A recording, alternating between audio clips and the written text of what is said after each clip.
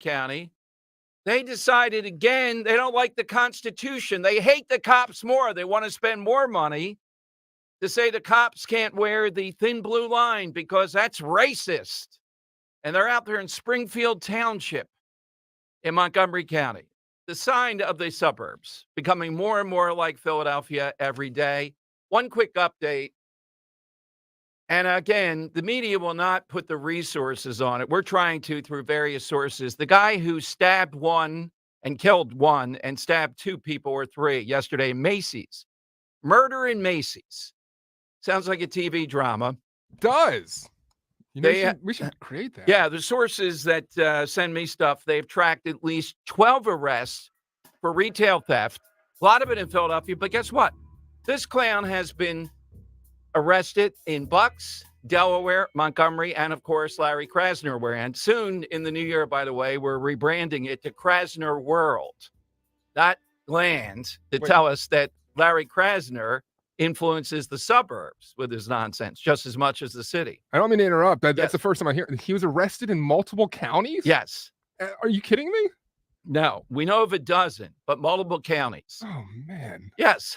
Is there like anything else that can be added to this story that's more like... Yeah. Oh. So why is this clown headed to the drug section of Kensington? Why is he not behind bars? Well, we know that Krasner, by edict, doesn't take this seriously. Now, if the Inquirer really wanted to do something, what they should do is put someone on that, trace every one of these arrests. All right, you want an interesting thing? You want to get your readers engaged? No, we're just going to blow by this because it's an inconvenient narrative. People that are shoplifting shouldn't be getting away with it. We all know that. I want to know, what was he doing out in the suburbs? He doesn't have a car. I mean, is it a ring? How did that happen? So we'll be on that. What, Uber? Yeah, probably. Hey, take me to the Burlington Coat Factory in Bucks, and then the one in Montco, et cetera. Yeah, getaway drivers. All right, so here is, I think, the quote of the day, though. Back to Hamas here. Here's the State Department guy. This is cut 10 here in a second, who usually is one of the more stonewalling Biden people.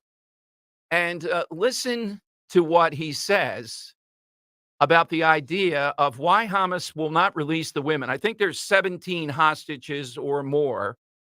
3 or 4 of them are kids that are in question that they know about. Why will they not release the women? Also today, Israel revealed that the hostages that were released, many of them, Dan, were drugged. And the reason they were drugged when they were released is to try to make them look calm. Okay? But these college presidents are under the gun today, and we'll bring you some of that sound, hopefully. Penn, Harvard, and MIT, they're before Congress with Democrats running interference to tell us why they allow anti-Semitic savages on their campuses, why they're engaging in this stuff. And we are seeing a few prominent women, Sheryl Sandberg, Facebook, Hillary Clinton, Gillibrand. But what they're asking is, where are all the women's groups on this? We know where they are. The women's groups are very reminiscent of these fraudulent, fugazi environmental groups at the shore who took their money and wouldn't talk about the whales or anything else. None of that matters. Suddenly, the environmental groups, giant wind turbines, they think that's all okay. Apparently, the women's groups think that rape as a weapon is the way to go, and they're okay with it. They're not going to say anything. Aren't we always supposed to believe women? Don't they believe these Israeli women? Don't they believe the footage that we have? All right, so here's the State Department communications guy. Listen to what he says, why Hamas will not release the women that are left. That all of the atrocities that Hamas carried out on October 7th and the atrocities that they have carried out since, the fact that they continue to hold women hostages, the fact that they continue to hold children hostages, the fact that it seems one of the reasons they don't want to turn women over that they've been holding hostage, and the reason this pause fell apart, is they don't want those women to be able to talk about what happened to them during their time in custody. During their time in custody. So that means not just October 7th, what these animals were doing during their time in custody. And just the just a return to medieval times. The reasons they do it, they say they want to defile them. They want to dirty them. You're unclean now because you've gone through this whole experience. All right, Dan, you're making a lot of maneuvering here, a lot of moving parts. Producers are scrambling out of the producer's lounge here. Must be something hot off the presses here. 855-839-1210. You'll get on board here on the Dom Show. Okay, the other thing that I mentioned, I have in front of me the 30-page FBI report. You know, among a list of reasons why I want to see Donald Trump be president or a Republican be president, whichever one is the possibility here, is the fact that we would have a new FBI director. I do that in the first 3 seconds. Oath of office, this guy's out. And I want to bring in those FBI people from Richmond, Virginia. They're the ones that went undercover attacking Catholics. So I have here what they did and some of the rationale. Remember this? The weaponization of the FBI? 30-page report from the House is out. Here are some of the highlights. The subject was a self-described radical traditionalist Catholic. However, FBI employees could not define the meaning of a radical traditional Catholic when preparing, editing, or reviewing the memorandum. Even so, this single investigation became the basis for an FBI-wide memorandum warning about the dangers of traditional radical Catholics. This went across the entire FBI. And they talk in these 30 pages in the memo about the fact that they brought in for questioning the choir director and a priest to talk about this one congregant. And from that, they went off on thinking, you know, the Latin Mass, traditional Catholics, all that stuff. This is fair game. This is where we're going to go to get out these radical elements that are going to destroy America. It's hard to believe when you go through these 30 pages. At the end of the memorandum's disclosure, FBI officials were discussing turning the memorandum into an external public-facing document highlighting the threats of radical Catholics. Most concerning, FBI Richmond still desires to convey this information to other field offices about radical traditionalist Catholics. These are people that like the Latin Mass. Heck conspiracy 220. Dominus Vobiscum. I'm running out of stuff. Have you ever go to one of those? Well, I did them for years. I was the head of the Older Boys. Really? Of course. So do you know like fluent Latin, or you just memorize the Latin in the Mass? Test me. I just gave you the only 2 phrases I remember. Yeah, waiting for the response. Et conspiri 220, Father. Yes. Dominus Vobiscum. Yeah. Well, say something else is Latin. Say la vie. See, I did that because I anticipated if I'm walking around speaking Latin, the FBI might come knocking on our doors. Just stunning stuff when you read these 30 pages. And yet we have not brought in, they have stonewalled the people in Richmond, grilling them. I want a 10-hour there, no lunch, get a sandwich at your desk, point by point by point. Why would you do this? And once again, where are the bishops? Where are the bishops to say, this is a Catholic president on paper that this is going through? Yeah. Where are the bishops speaking out about this? Well, some of them don't like the Latin Mass. Some of them don't like the traditionalist Catholics because they're Pope Francis Catholics. By the way, the big summit on climate, the annual summit on climate is going on. We're going to have somebody, it's in Dubai, right? I believe. Or is it in Switzerland this time? Yeah, I think it's Dubai. We'll have somebody on tomorrow, but Pope Francis has already weighed in and called for an end to fossil fuels. Can you imagine this guy sitting in the middle of $1 trillion of the paintings, the whole thing, right. Vatican City, pontificating? He doesn't want you to be able to get to work using oil. Hoof it, get on SEPTA and die. That's what the pontiff sees as the good here. All right. Thank you, Holy Father. All right, let me give you the side question. At 2 o'clock, we have on one of the people that is making news because of the money he's pulling from Penn, he's been on nationally.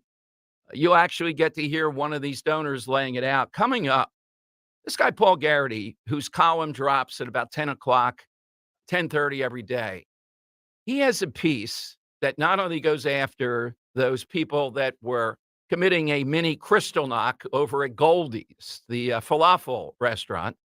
Hey, thank you very much for that, though. I know it's not a bread now. It's more chickpea. So I have to tip my Anytime hat. you don't know food anymore, just chickpeas. What's gazpacho? Chickpea. No, it's not chickpea. What is it? It's I don't know, actually. I never would eat It's like a cold soup made out of tomato, yeah, I think. God, yes. Yeah. But please, I'm not adventurous on this. Give me the pasta. That's all we need. Yeah, And some right. nice Just give me the red wine. pasta, the sauce, right? Yeah, or some nice salmon. Sauce, right? Yeah, yes. Not gravy. No, gravy. And salmon, some nice salmon that Ro makes, delicious. We'll have to put that recipe up on Twitter. Yeah, if she'll allow. I've heard great things about that. It's got some secret sauces in there, not gravy. Okay, so let me give you the side question. I think this is a really good one that we've never done before. And I'm trying I know how it came about. Today or tomorrow is National Pawnbrokers Day. Yeah. Yes. So we were talking about that, and Dan suggested the guy that did the show, I'm not sure if it's still on, Pawn Stars. Yeah, Rick Harrison. Yeah, he wouldn't do an interview with me when we were in Vegas. He said really? It was too dangerous to come over to his shop at that time of day. So. I can't tell if Pawn Stars is still on or if they're just like have so many episodes and reruns that it just seems fresh every time I see one. Yeah, I think it's on somewhere. He is a great arguer, Dan says. In other words, he has to tell people, no, I'm not giving you his entire life is trying to argue people down in the prices. This is a real Declaration of Independence. There's 3 copies, I think, out there. That should be worth $1 billion. And somehow he always knows exactly what it is and the whole thing behind it, right? Yeah, I'll give you $50 for it. All right, 55. I'm starting at $1 trillion and we're working our way down. So we're looking for a person, if you had to make an argument, real or fictional, you want them in your corner to help make that argument. I'm going to give you 2.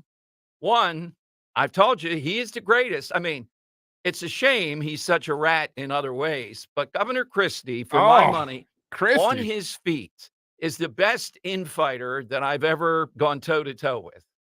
It just doesn't get any better than that. He really is the best. And we've seen it at times. And I'm also going to take off another tactic if you want someone to argue. The Big P, whatever the actor's name is from The Sopranos. When I'm arguing with him.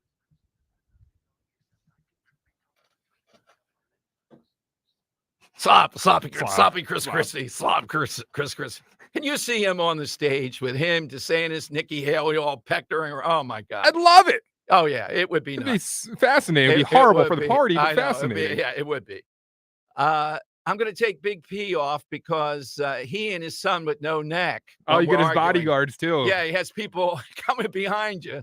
Yeah, it's got a nice home show you have here. Be sorry if something happened to it. So to add some color to this question, last night I was forced to watch again Real Housewives. Right. And it seems like every episode, it's either a real or manufactured argument. Right. And they're like throwing stuff over tables at each other and yelling at the top of the lungs. So picture yourself in an argument on Real Housewives. And who is that person you want in your corner? Chris Christie's a great answer. So is Big P. You got that intimidation with Big P.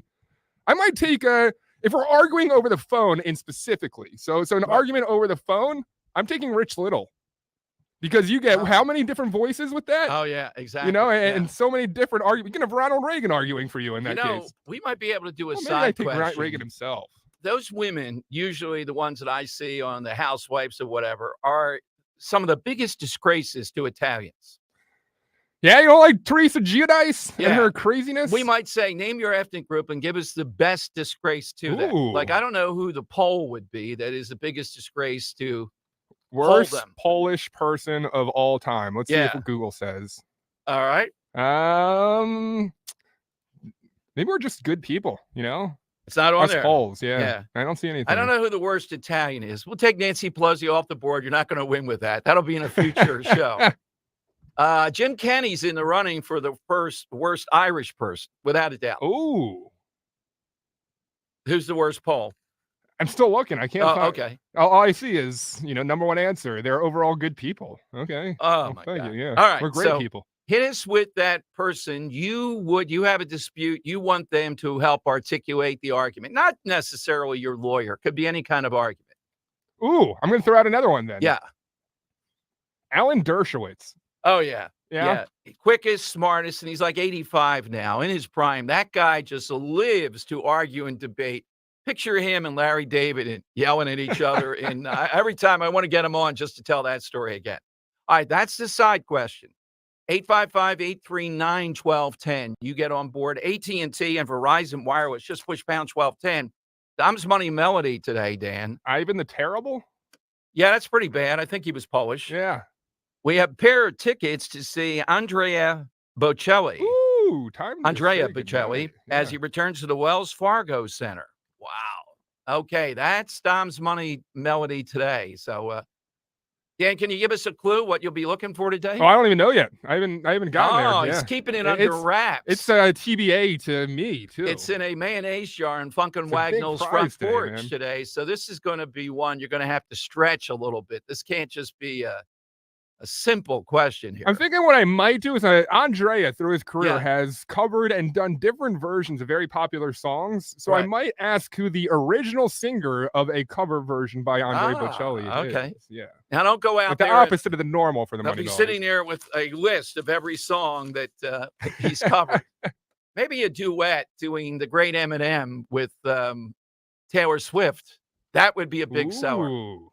All right. So 855-839-1210. That's how you get on board.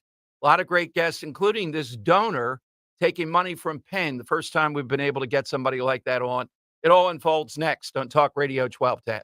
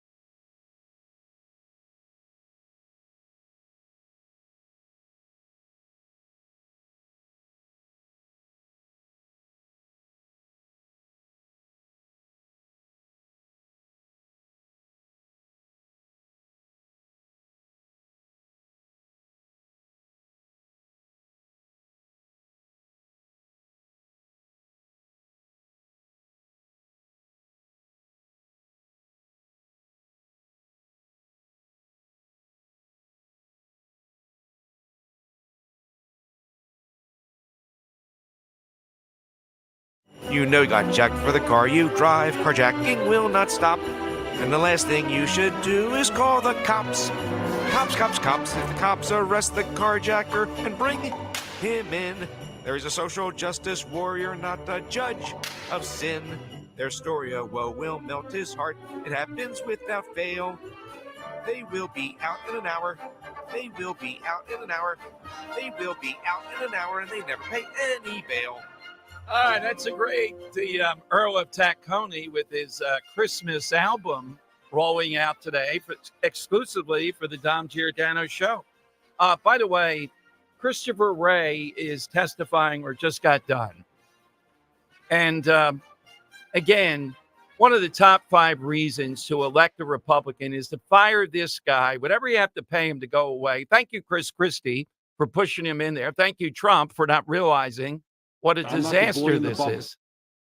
And Christopher Wray, no, I'm not going to follow what the Fifth Circuit ruling was. They're going to pursue more engagement with social media companies. He was asked by Danang Dick Blumenthal, the senator from Connecticut, what resources should we give you to stop election meddling? Oh, you mean you'd like to rephrase that? To make sure that we have a transparent and fair election? No, to stop election meddling. Translation, Trump saying, go to the big cities. We have to guard the vote. And he leads off with Philadelphia. Yeah, he was right. No, I think he led off with Detroit. Mr. President, thank you, Jimmy. I would lead off with Philadelphia, not Detroit. Unless he said Detroit, Philadelphia, Atlanta. Well, if Trump is serious about this, what he ought to be doing, and with his power, with the base, he ought to be recruiting a couple hundred people that will show up and be poll watchers in these neighborhoods where there's no Republican poll watcher, rather than just saying, go there and guard the vote. That's what you have to do. Scott Presler, Dan, I grow more impressed with every day. Would love to bring him here for an event, working behind the scenes on that. His Twitter today says, why are we allowing Democrats to just have this army of influencers? He doesn't mention her name, but Taylor Swift would be an influencer, the biggest. Why are we not recruiting our own influencers and talking with them about ways to influence the 2024 election? So I'm not sure who the biggest Republican influencers were. That's part of the problem, right? They're not identified. Who on social media are the biggest conservative? Let's not make it Republican, because I don't care about the Republican Party per se. Presler's got 1.4 million people on Twitter. I think he's on all the other social media. He's got to be one of them, I guess. Who would you think? Ben Shapiro? Well, he's a pundit, though. Yeah.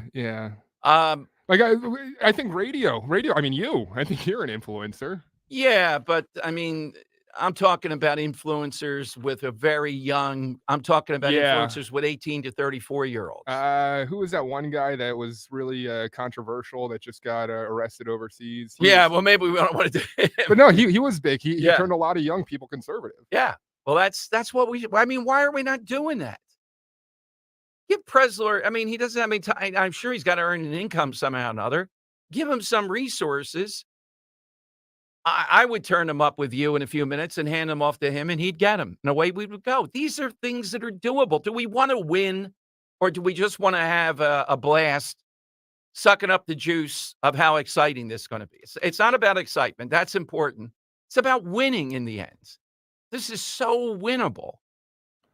Yes. I honestly can't think of any young Hollywood stars or, huge celebrities. Right. And I think it's because if you're a young, star, if you speak out as a conservative, you risk being canceled. So I don't think many conservatives in Hollywood or in the music scene are being very vocal. I guess it would be a country singer. Yeah, well, look, I'm just saying, I know there's got to be some out there. They may not be as good as the other side with numbers and all. Who's going to beat Taylor Swift? How about Morgan Wallen? Yeah, there you go. Yeah, there you go. Yeah, I'm sure they'll slur him and all, but we don't care. They slur him anyhow. Oh, they've already done it. Yeah, as long as he brings out younger, by younger, I mean even 30, 35. I'm fine with, It's all a slight numbers game here. If it's the mullet people, he's got a mullet, right? I believe he does. Yeah, get the mullet people out there. They vote too. We don't care. We don't have this on the sheet. I don't know if there is any sound of it, but Kelsey Grammer was doing an interview recently, and he was cut off because he said, "Of course, I'm going to support President Trump again in 2024." And I think it was the Paramount. He's on Paramount now, right? The new, I think it is. Cut him off. So that was the end of the interview, according to the story that I read. It's a BBC, but his show is on Paramount Plus. Yeah, Paramount Plus, right. Yeah. So the BBC interview, they asked him about it, and he said, yes, he was supportive of Trump. Now, he's not a younger influencer, but I mean, there have to be people out there to engage with on this. Okay. Oh, it's so Paramount Plus PR team in the interview with the BBC pulled the plug on it. Right. That's what I'm saying. Yeah. I'm working on the audio right now. I should have it within like 30 seconds or so. Yeah, I didn't ask him about it, and people know why at the shore because, he agreed to do a lot of stuff for us. I wasn't going to put him in a spot, but talking about any number of things. And his handlers, Dan, were getting closer and closer to the desk there as we got into some stuff. All right. Here's the audio. You want it? Yeah, let's hear it.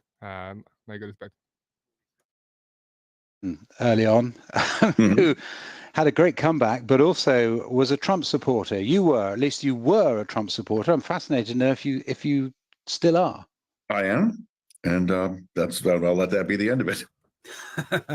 That was the end of it. Though I have to say, actually, Kelsey Grammer himself was perfectly happy to go on talking about it. The Paramount Plus PR people less happy that he talked about it at some length. They'll be really thrilled that you mentioned that on air now. Really you see them? Anyway, they jumped into the ring, Dan. It was kind of like Governor Newsom's wife who jumped into the ring on Hannity. Stop the fight. Was she throwing towels in? Did she? Can you imagine the wife stops it? If Rose jumping into the ring, stopping me, debating a guy? That's it.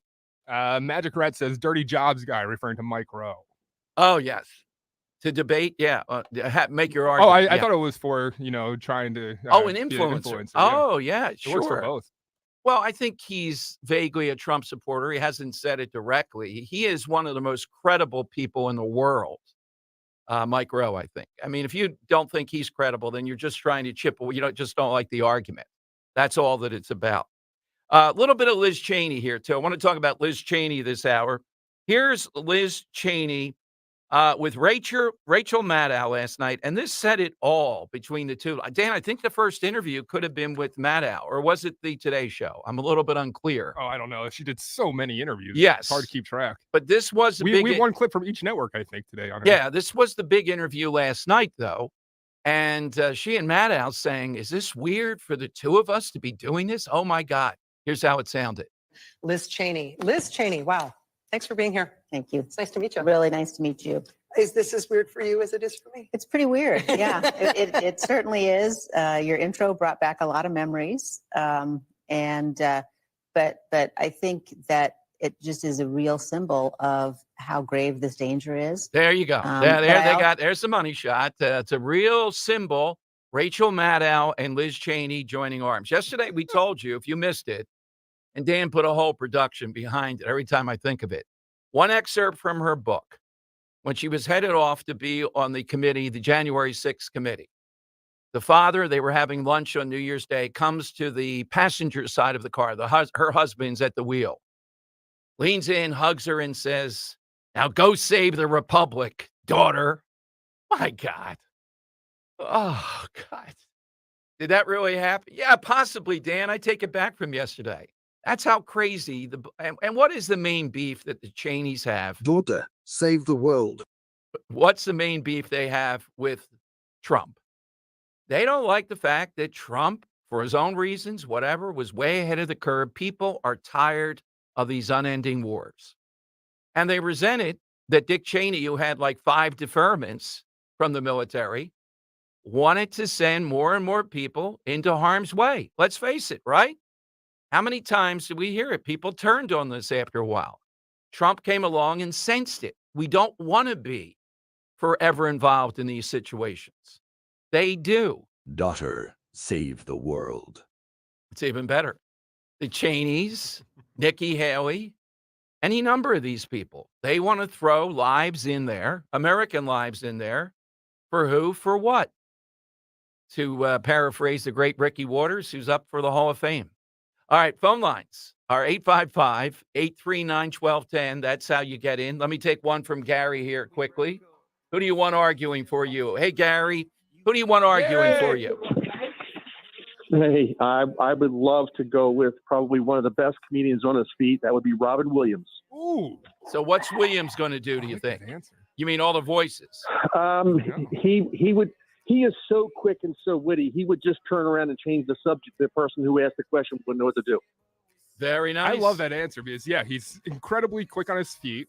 Right. He can come up with responses faster and mock people, too. If you ever seen him in interviews and all, if he does, like, that's a great answer, Gary. Now, I'm blanking on the title of the movie. That is what is his greatest work? It's a movie. Aladdin, duh. No. It's a movie set in Delaware, where they filmed it about the private Poet Society. Yeah, the Dead Poets Society. Yeah. Set in Delaware. And when the kids all stand on the desk ripping out the pages of the book with the headmaster in there he's leaving. Incredible in dramatic roles. Oh, that role, it fit him perfectly. Like August Rush is another one. He's great as a dramatic role. The one with Matt Damon. What's the name of the Good Will Hunting? Good Will Hunting. I like You're him not a fan of Good Will Hunting? I like Dead Poets Society. Yeah. It was beautifully done. All right, Can I give a quick 855. shout out? Sure. To Blair on our YouTube feed who just joined us today. YouTube.com/@1210WPHD. You can always go watch Dom during the first hour. He says he's proud to be in the top 0.05% of our listeners on Spotify. So Blair, congratulations. Thank you. That means he listens to so many of our podcasts and our material that he's in the top 0.05% of Spotify users listening to Dom Giordano. So wow. Thank you. We have to find out, damn. That's worthy of a little reward there. Right? Yeah. If we could find the top 2 or 3, I might have to bring them in here and, yes. Thank you for keeping track. Blair, thank you. I That's love awesome. these specifics. Coming up, those gold bars that were in Bobby Menendez's closet. What's the history of them? And yes, I would rather, Dan, continue with Bobby Menendez, despite what I'm going to tell you about the gold bars, than Tammy Murphy. Would you? Yes, he's less dangerous. Okay, I'll make my case why Bobby Menendez. Everybody thinks Bob's a joke. Everyone takes Tammy seriously. Oh, yeah. That's one point. Yes. 855-839-1210. That's how you get on board on Talk Radio 1210.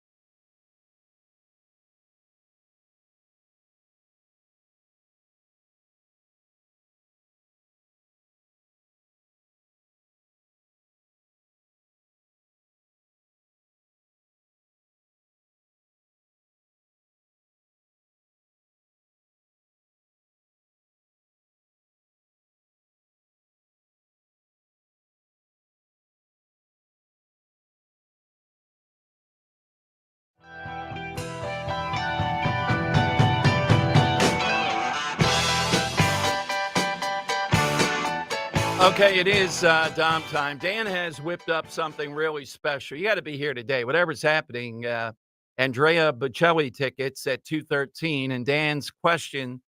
We might stump a few people. We'll see if you're up enough for the challenge. It's going to be in the weeds, man, because what I got Andrea, who's known for singing in Italian, singing a very popular song in Italian, and we're going to ask who the original artist of the song that he's singing in Italian happens to be. So it's a little convoluted. A little convoluted, but these are huge tickets. He's coming to town. All right, a guy named Paul Garrity is tremendous. I get his column every day. It's long. It's not just a column. It's a melange of things for National Review. And today's writing, the people who mobbed a Jewish-owned restaurant in Philly are total psychopaths. But he doesn't just go after them. He goes after the Inquirer, Philadelphia Inquirer, nationally going after them, saying the Inquirer reported the day after that they refuted the allegations of anti-Semitism, defended the practice of boycotting businesses. And he said, wait a minute. Did the psychopaths refute, as in disprove the allegations of anti-Semitism, or did they rebuke the allegations, as in reject? You're a major newspaper, he says to the Inquirer, staffed with professionals. Word choice matters.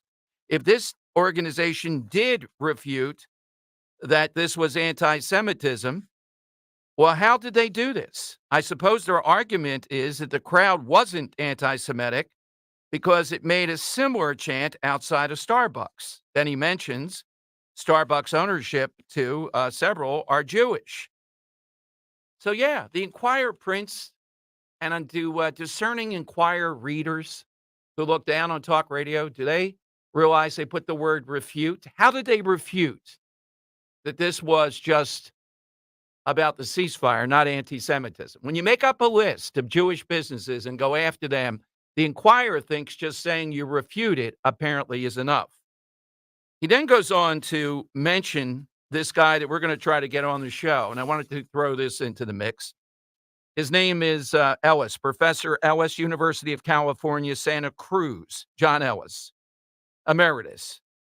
The biggest threat to our future isn't climate change, China, or the national debt. It is the tyrannical grip that a hopelessly corrupt higher education now has on our national life. If we don't stop it now, it will eventually destroy the most successful society in world history. Now, I love the guy, being provocative here. Is big college then the biggest threat to America? As much as I'd love to just stand for talk radio's sake, take the side of Ellis, based upon what we're seeing play out, I got to say China is still a bigger threat. Is big college in the top 5 threats, though?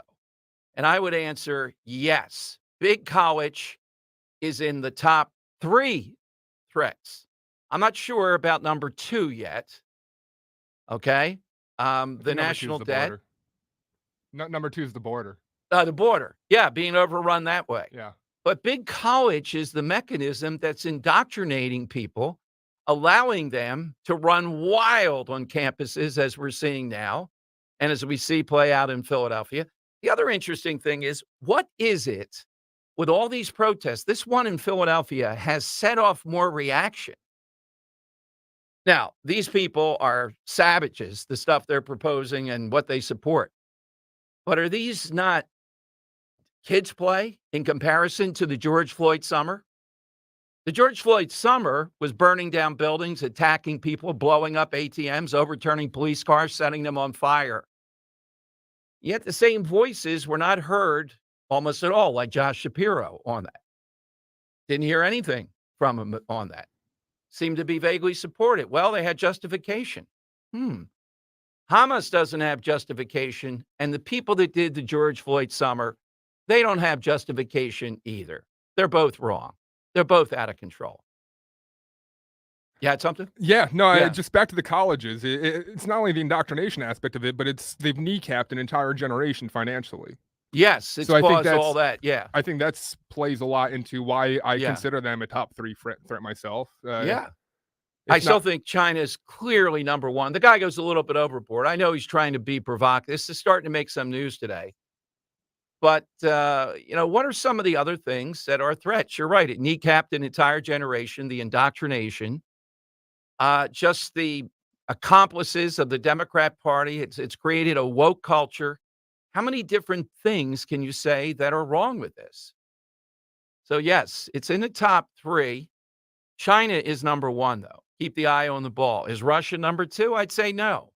Russia's in the top 5, maybe, but it is not the biggest threat. The border, overrun with illegal immigrants? Yeah, that's a huge threat. I also think the border is a huge threat because I largely attribute our fentanyl situation to the idea of an open border, and society's been torn apart at the seams in the inner cities because of fentanyl, and I think that's largely due to the open border policies of the Biden administration. And China deeply involved in You're the fentanyl thing, there too. You go. Ties right back to that. Hunter Biden doesn't make the top 5, but on my personal list of who I would like to see in jail, he's definitely in the top 5. I know he's small potatoes. It's so grating, though. Now they're trying to claim he was just trying to pay back Joe Biden with the checks we told you about yesterday for a car that he bought. What car? Nobody seems to have seen this car. All right, let's go to Bruce. Brian in the Northeast. I'm so quick to say Bruce. Hey, Brian, welcome in. How you doing? Great show. Thank you, Brian. I have a Polish guy that's bad. Yes, who's that? Well, he's my favorite boxer, though. Andrew Galata is not a good guy. Oh, yeah. There seems to be some below the belt stuff, I think, that's going on there. Am I wrong? Yeah. Yeah. He was not considered a great guy. I kind of agree with that college stuff. I have a daughter in college now, and I hear some of the classes that go on, and it's completely absurd. Yeah, it is. And it's big bucks, and, you need the paper in many places. Do you have an example of any of these classes that are going on? I do, yeah. She made me be quiet during. So it was after I found out what the class was, I really lost my mind. It was a short story class, and it was about a haunted house. And I read the story afterwards, and it was pretty basically about a haunted house down south. And the professor, when he would ask the kids about the kids or young adults about the story, they would say, yeah, it was about a haunted house, basically what I would have read into it. But he asked deeper meaning about, could it possibly be white guilt? And that's why the person was, because it was down south. He didn't say anything about the... That's a nice Halloween story, yeah. Right. And then the next thing was he got into a complete communist manifesto of maybe home ownership is, being an ideal of just Americanism. Maybe that's part of the problem of haunted houses because you own. Oh my God! They're pushing for a rental society. Oh God! Wow! It was, and I read the story and I was trying to be objective. Like, was there deeper meaning? It was just a haunted house story. It was something like Goosebumps would have wrote. There was no meaning, and then every kid that answered, like, yeah, it could be that. It could be that. Oh, absolutely. Is it Donald Trump's Fifth Avenue place? Is that what the author's trying to get at? Brian, who is it that you'd like to have argue for you? You. Oh, well, thank you. Thank you, Brian, very much. I would do that without charge. Just turn me loose. I'll put DJ on the list. People, not everybody's met him, Dan, but enough people have. Not that DJ necessarily is going to present logic. His tactic is always one thing, wearing you down. Yeah. That's what's going to happen. Yeah. That's what a great arguer does. They just wear you down. All right. My dad's kind of similar to DJ. Like, does DJ, so when there's an issue with like a product, my dad loves using the phrase Better Business Bureau and saying that I'm going to write to the Better Business Bureau. DJ does it. They're the same person, I swear. Yeah. If he calls Comcast, there's an issue. He'll say, all right, here's how we can settle this. Just give me 2 months of free X to go away. It's tough, man. Like, it's hard to be confrontational. My dad, and I'm sure DJ too, just goes right at it. To get the two of them together. That'd be quite a... All right, it's 855-839-1210. Thank you for that, Brian. It was a great call. I put that one at the top of the list. I'd be happy to do that. So today, coming off this pawnbroker thing, hit us with that person you'd like to have in your corner arguing. And this journalist, Paul Garrity at National Review, 2 days in a row, brilliant columns on seeing these people with that woman. I don't even know if I want to play it, the accent with Goldie, you can't hide. Let's hear it. Just that the accent is just so telling. Sorry, my computer. Okay. All right. Well, we'll get to it. Here it is. Okay. So go be, you can hide! We charge you with genocide! Go be, you can hide! I said I love you! We charge you with genocide! She's got it. I mean, the rhythm of that, it just anguish it puts in it. All right. So it's 855-839-1210. The gold bars with Bobby Menendez, they were linked. There are linked to a 2013 robbery record show. The New Jersey businessman told police he was a victim of an armed robbery in 2013. He asked police to recover the 22 gold bars stolen from him. 4 of those gold bars were found a decade later in the Clifton home of Menendez and his wife Nadine during the FBI search. It's hard to believe that's Menendez. And that's not him singing to his wife. That's actually him singing in the Senate subway to Cory Booker. You'll never walk alone. Oh, my God. They're just sitting next to each other in the subway, and he's singing to him. Oh, God. Spartacus has a lot of issues, yeah. But I still would rather have Menendez there. Just the thought of Tammy Murphy with Phil Murphy there. Is Jersey really going to do this? The odds makers put it at 60-40, yes. Hard to believe. They're at least going to nominate her. All right, 855-839-1210. You can get in. Let's talk the good stuff as we head toward the holidays. Captain Chucky's.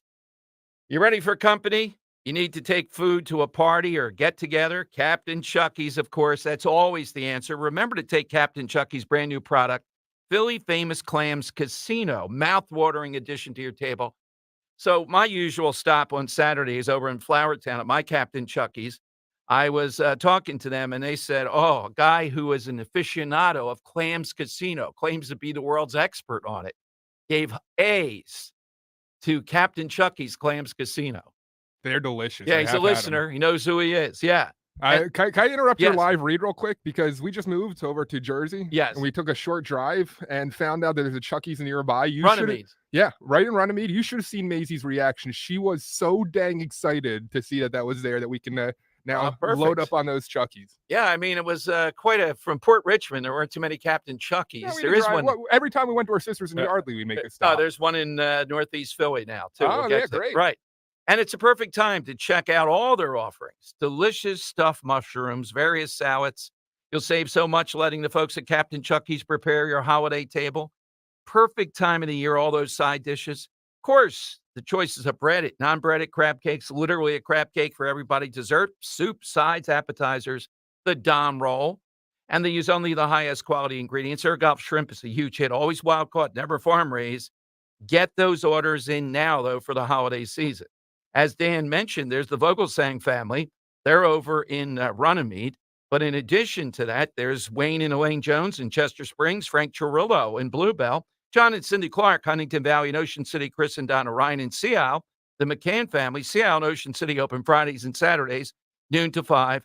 And congrats to Sam Cancelleri, Irish Mike McGarry, the Medford location going strong. Northeast Philly, Home Circle, congrats to the Graziani family. That website, you'll want it for all the holidays. We love crabcakes.com.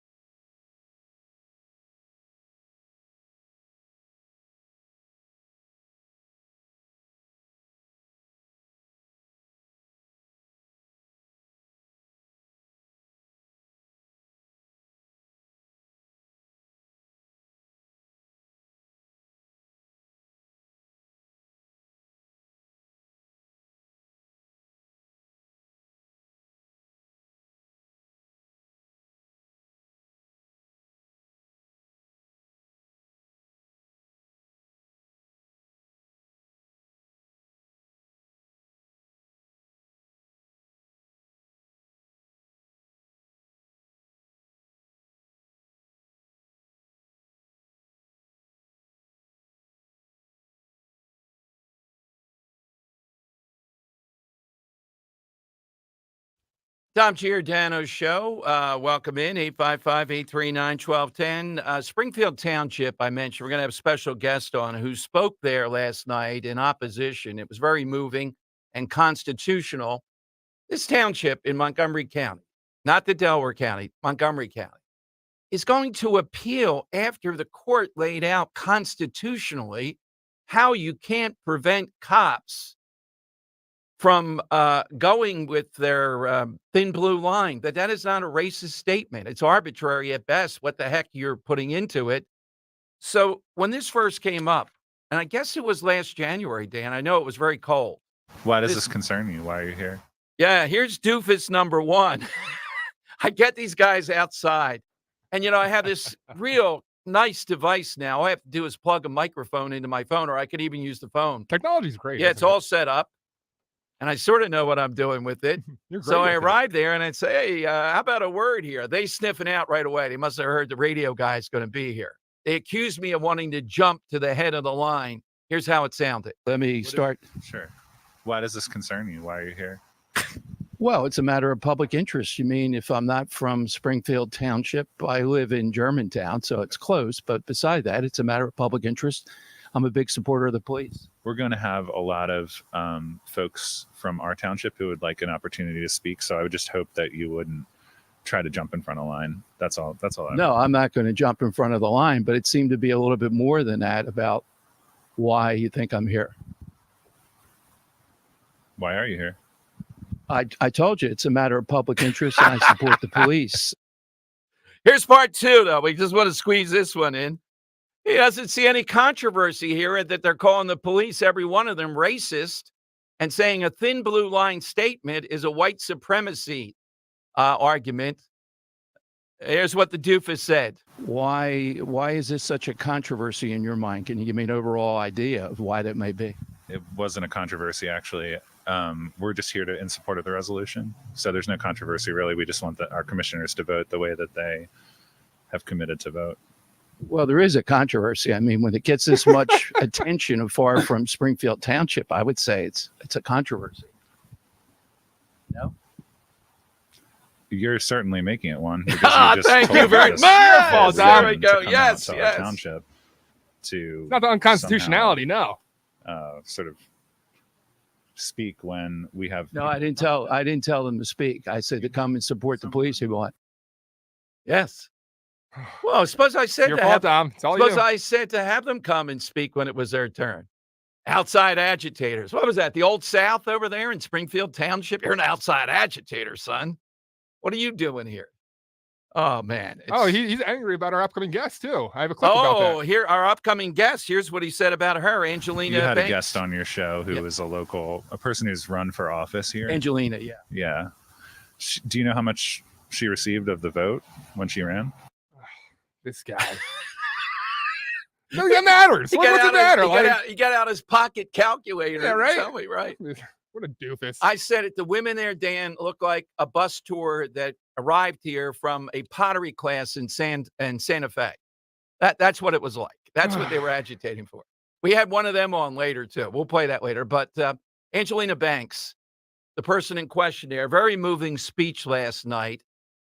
Why does it concern two things? One, the suburbs are going the way of Philly with these pockets of this. And this is about the Constitution. It's not about the Constitution as a document sitting in some case.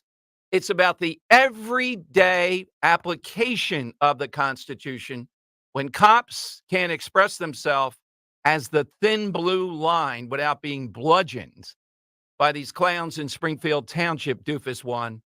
That's why it's a controversy. That's all straight ahead here on Talk Radio 1210. So I would just hope that you wouldn't try to jump in front of the line. That's all.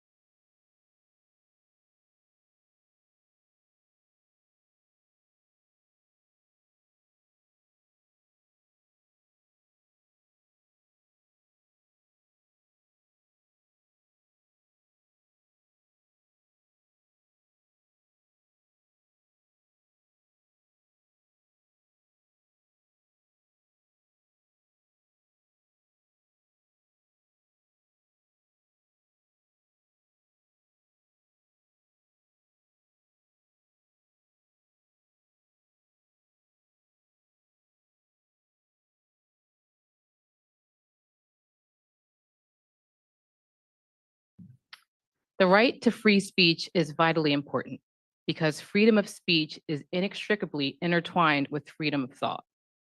Judge Marston's ruling declared that this resolution is unconstitutional. It is a troubling and sober thought to realize that this township holds the position that the commissioner's opinions trump the US Constitution and openly want to legislate viewpoint discrimination. To use an elected seat as a bully pulpit is reprehensible and inexcusable.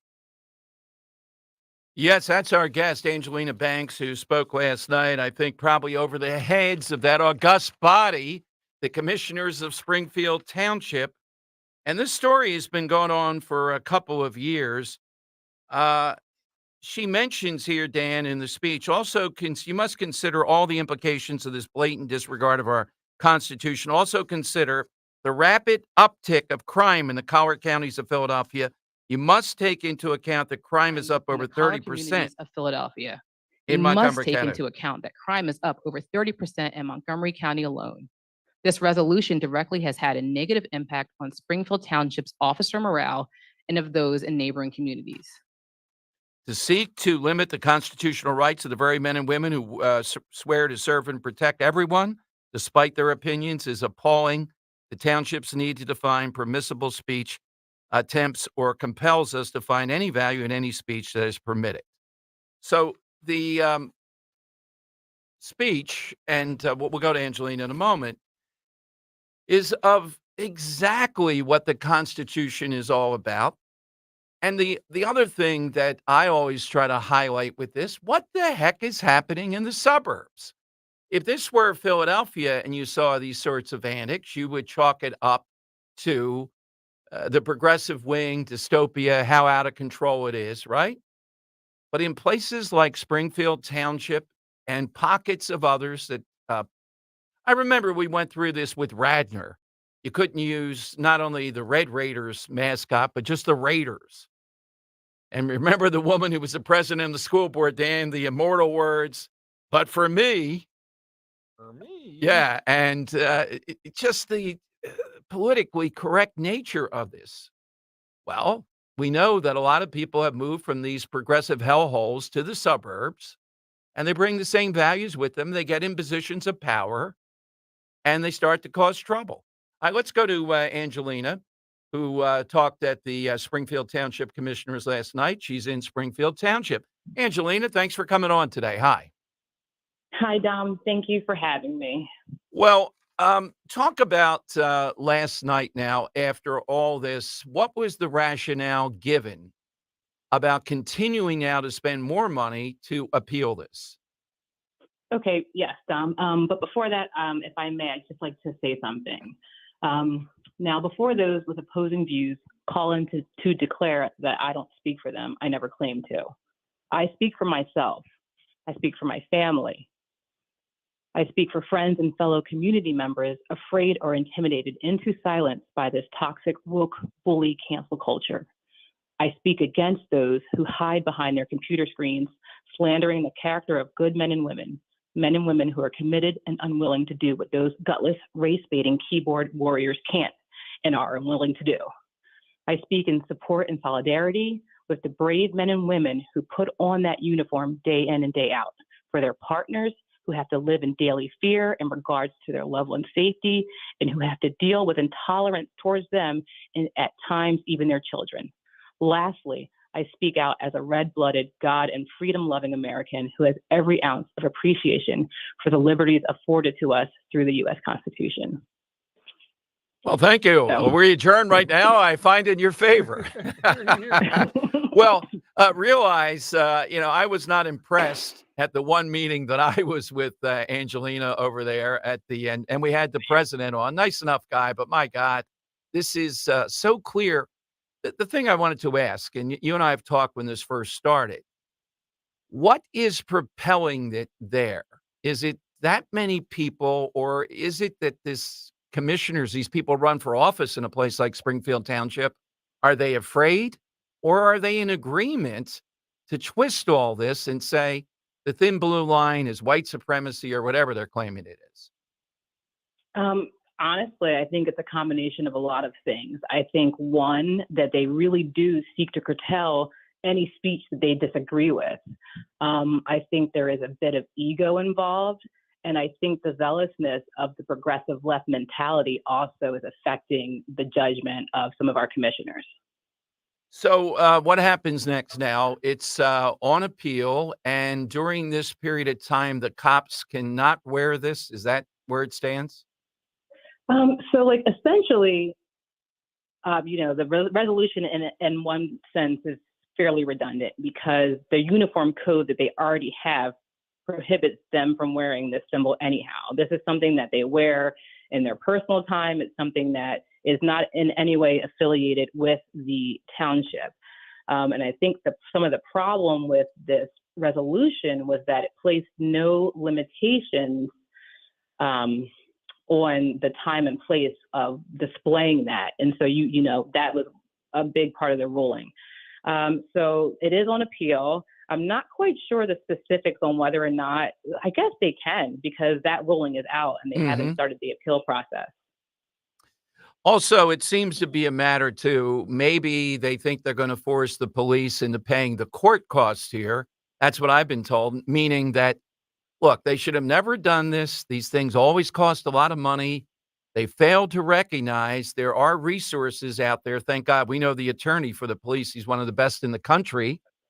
And you are going to lose in court and you're going to have to pay big time. And Springfield Township can't possibly have a budget that enormous. I mean, this is not a drop in the bucket what they're going through, and they're doubling down on it. So at this point, the ruling did have an award. It also awarded the township is now responsible for the lawyer fees of the PBA.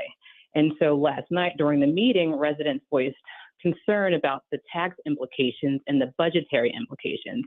And Commissioner Lee responded that it doesn't matter because insurance is paying for this. And they were very vague on the total cost thus far and the anticipated cost to appeal this. They were also unable to answer whether or not or how much the township's insurance premiums are going to go up. Yeah. So we are suffering a cost that we're going to pay from now until forever. So your premium goes up, it stays up. Angelina, how long have you been there? I'm asking that because has something changed? I drive through there routinely. I go to the Giant. I have friends out there. So I go through there a couple times a week, it seems like.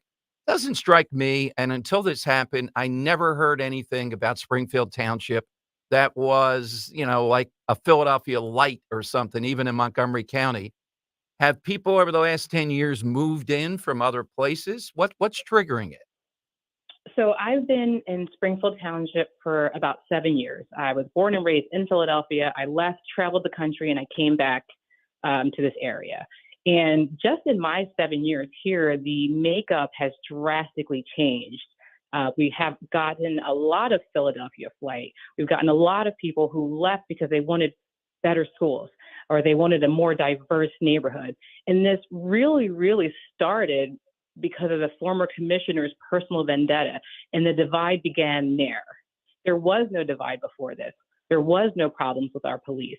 I've asked them to answer this, where on record do we have any instances of a police officer being accused of racism, a police officer being accused of using excessive force? They don't.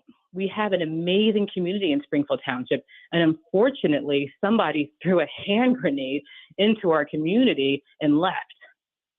Yeah, I know who you're talking about. Well, Angelina, thank you again. Please keep me in the loop with this. You think you'll run for office again? Oh, definitely, Dom. You can't give up the fight. Eventually, people will understand what's at stake here. Well, let me know because we plan to do a big rally out there so that doofus number one that I play all the time will show up. You just like me coming to Springfield. It's just on the other side of the Philadelphia line. Give me a break. Dan, you had something? No. I was just gonna say, I don't know how she didn't win. Like it seems so obvious that what she's talking about seems the right. Too elevated for the room. I think. So. Yeah, that may be the case with these commissioners. I looked at them. You're talking the Constitution. That's not something that crosses their mind. I think too much. I think you're exactly right. Yeah, Angelina, thank you. Keep us in the loop. All right, thanks. Angelina from Springfield Township. Yeah, Dan. I mean, this is such a practical, everyday version of the Constitution in action. And they're not wearing it on their daily uniform in the sense of when they're performing their duty. It's viewpoint discrimination, as she said, constitutionally, meaning that they choose to see this as something some outlier pulled out about the thin blue line is racist. And the judge struck them down very clearly while Zimmerlong was on with us. It wasn't any doubt about it. They're going to lose on appeal. So why continue to do this? What does it say? She gave us a little nugget there. People have moved from Philadelphia. There's agitation. I just think this is the story of the last 10 or 15 years. People flee Philadelphia. They go to the suburbs. I saw last night the Bucks County Courier-Time breathless coverage of the school board meeting. It was the first new school board meeting. So they're going to challenge the money given the former superintendent out there in Central Bucks. Oh, Central Bucks, gotcha.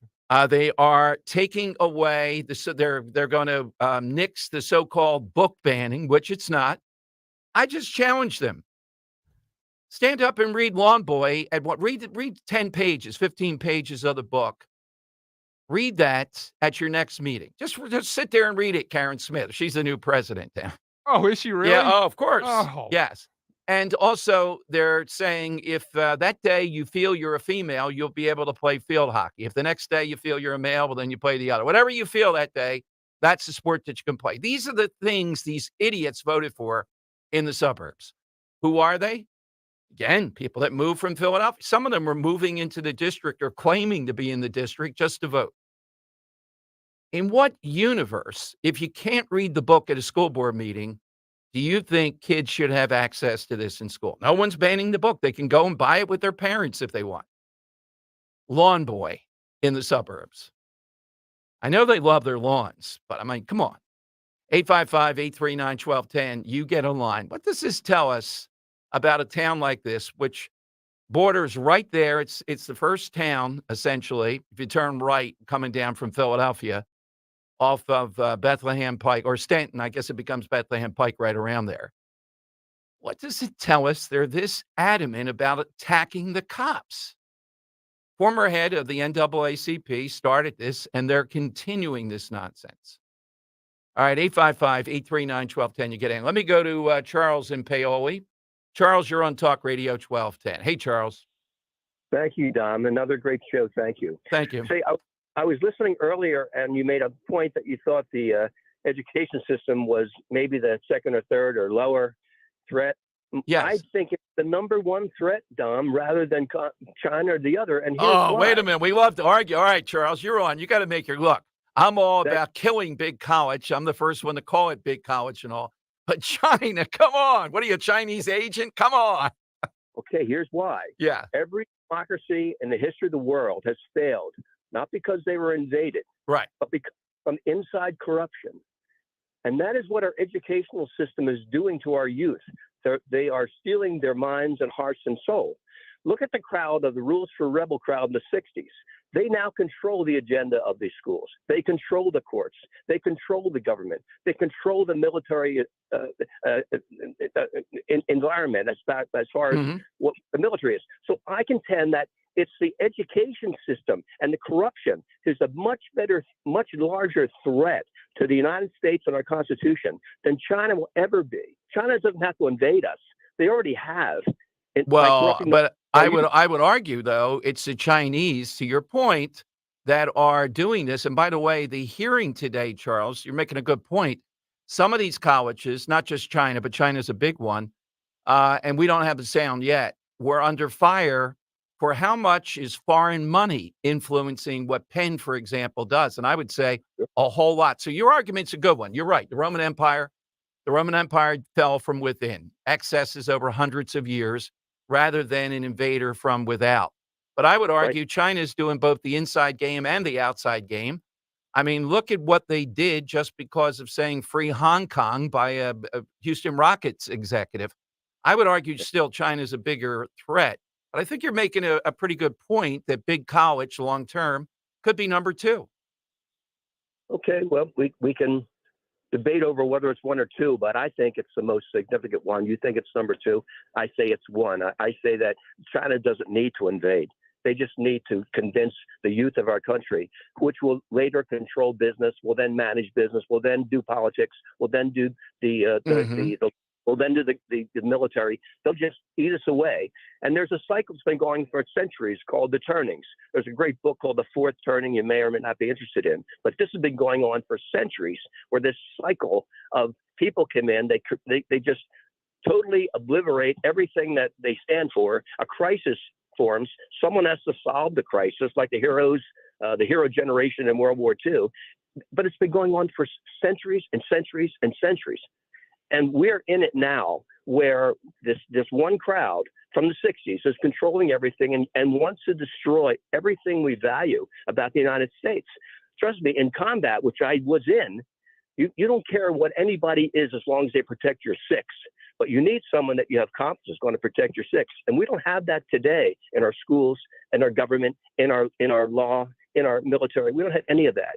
And we are corrupting from the inside out. And I frankly am very concerned about future generations. Thank you, Charles. That was a great call, Dan. I still maintain China's a bigger threat. But look, I'm putting it up there at number 2 out of everything else in the world. Long term, like a long establishment with big college. Here's the payoff, the answer to Charles' point, Dan.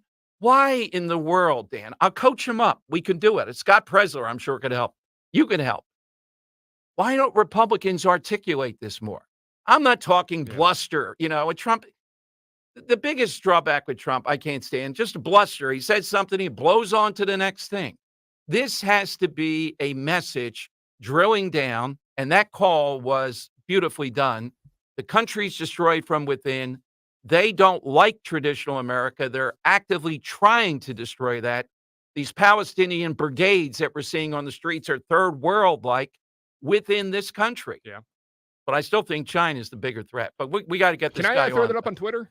Yeah, sure. Can I throw in open borders as well? Yeah. I think what's the most dangerous to Americans? China, big college, or open borders? Yes. Okay. Or is there a fourth? I don't know if there's a fourth. Trump? Like you want to just throw it in there? Throw it in there. Yeah. Oh, man. Dan throwing bombs behind the scenes here. Oh, my God. So China, big college, open borders, or Trump? What's Trump the most democracy. dangerous to Yes. Americans? Trying to think. No, not Jimmy Kamau. He's not big enough threat. You think we're going to get trouble for putting up Trump, though? Like, I don't want to piss people off. No, I'm fine with that. Okay. Yeah, put it in quotes. All right, if they want to say it or not say it, we'll see how many people vote for that. Jimmy Matthews is running to the thing, right? Put President Trump, though. Don't put former President So, Trump. in quote, Trump's democracy? Yeah, Trump on democracy. I think this will get under 1%. All right, so quote, Trump on democracy. Yeah, Trump on democracy, Liz Cheney, right? Well, I'd love to get Liz Cheney on again, but I don't think she would do it at this point. And back to colleges, not only talking about the progressive brainwash of traditional America going away, I think it would really benefit conservatives to change their stance on the whole, college loans situation by taking on colleges rather than the voter himself. Like, yes, we often talk about yes. that a lot of conservatives, they blame the college kids, rightfully so. If you're getting an art degree and expecting to make, enough to cover a $40,000 tuition, you're an idiot. But it definitely alienates voters. It alienates young people with these loans. And if you take on the colleges instead of the people themselves, I think you win them over. Let me piggyback on that. That's a real solid foundation. You know why? You got all juiced up. Look at these creeps, these kids. And I agree. Some of them are. They're lazy. Yep. They shouldn't have done it. But does that win? No, what wins, I think, put up with it. Don't offend them, Dan. We get it. You're right. They're obnoxious. We know that. Go after big college. Go after the fat cat professors and administrators. It's a much better target. Don't target those that are getting these that shouldn't be. I think that's a temptation. All right, go to Joan. All right. Yeah. Let's Just go to Joan. while we're in the segment, I think you should. Yeah, okay. Yeah, we'll put all the family business seal on this. Joan in Bluebell or Bluebell, Pennsylvania. I don't know what the heck happened here. Slipped on the Is she keyboard in there. Germany? What happened here? Let's go to Joan. Hey, Joan, good afternoon. Yes, hi. Thank you for taking my call. I am a taxpayer in Springfield Township, Montgomery County. What I would like to speak to with this thin blue line, and I've been a resident for 49 years, and Eddie Graham, when he came into our township as a commissioner, we had high hopes that what he was going to do was going to benefit the entire community. What happened is he single-handedly, along with the commissioners, tried to divide our township due to this thin blue line. That was his endeavor from the moment he came in. Now, what he stated was he felt that the thin blue line was part of the BLM movement, which is not true. The thin blue line is totally different. The PBA organization is independent of the Springfield Township Police. Now, they know that the Constitution, they lost the court, but they're going to continue to do this and divide our country as long as they can. But my feeling is that since this is happening, it's only going to make it worse for the police officers. They don't deserve this. We're a small bedroom community of about 6,000 homes and 20,000 residents. And I just hope that this will not happen and they won't appeal it. Now, there were 4 commissioners that apparently do not know the Constitution: James Lee, Brendan May, Peter Wilson, and Suzanne Rastanovich. I can't pronounce her name. So that's my statement. Yeah, well, look, I hear you. And the Lee guy, right, is the son of a former deputy police commissioner or something like that in Philadelphia. We had him on, I think. Are you talking about James Lee? He's the president, right? Yes. Yep. That I don't know. I don't know who he's the son of. But Yeah, well, the president was, we've had him on. Thank you, Joan. Yeah, and he's a nice enough guy, but they don't care about the Constitution. That's the point. This is an everyday version of the Constitution. The Constitution is the thing that stands between the left and total domination. That's what frustrates them. And every time they get frustrated, they go wild. They don't like the Supreme Court. Let's put 11 people on there. Let's not make it lifetime. It frustrates them. And that's one of the intents of the Founding Fathers. They didn't want rapid change. We're not a democracy. We're a republic. Even the Cheneys get that. All right, phone lines are 855-839-1210. I like Dan's point a lot, too. The point here being, don't go after the student loan people that, the young adults, or if they're older and all that. It's true. But tactically, go after big college. Go after what they've created. Go after that they somehow or another have infiltrated, that 50% of jobs seem like you need a college degree when it should be 10%. Maybe. Even better, come up with solutions. Well, right. And there are, Right. like, me and my friends, we often discuss what could be done. I don't know. Do you I agree know. with this? Yes, I know one. I've told you all the time. What's that? It's a monopoly. This cockamamie board that decide what makes a college or not keeps it low so that you have to spend oodles of money to be credited as a college. Yeah. I would say if the Dom Giordano College wants to open up, which I've often talked about, they ought to be able to do it. Buyer beware. If they're violating laws, we have laws against this. In other words, you want to go to that college, you ought to be able to go to it. It should be minimal. You don't need 20, I think it's 20,000 books in a library. Who cares? Go online. How about adjusting tuition to a percentage of the average salary of eventual job? Does that make sense? Right. I don't know if I'd pass a law to do it. I don't Why know not? about Make more public laws. universities do it. Well, Because if you but make public universities do it, then private universities to compete are going to have universities, to do it. Yes. Private, they should but be able you don't to do think if public universities are offering such a lower tuition based on a percentage of the salary of that degree, that it would probably help. Yeah, definitely. And supply and demand, I think private universities would have to follow. But I'm telling you, it's never talked about by anybody, Dan. I might have to do that on Reading, Writing, and Reason. This body that says who's at college and who's not, and they create a monopoly. But your point is well taken. You could do it, but we can do anything we want with a public college. Yeah. We should be able to. Yeah. We're paying the freight. We should be able to tell Penn State what's going to happen here, what you're going to do. Yeah. Yeah. Phone lines are 855-839-1210.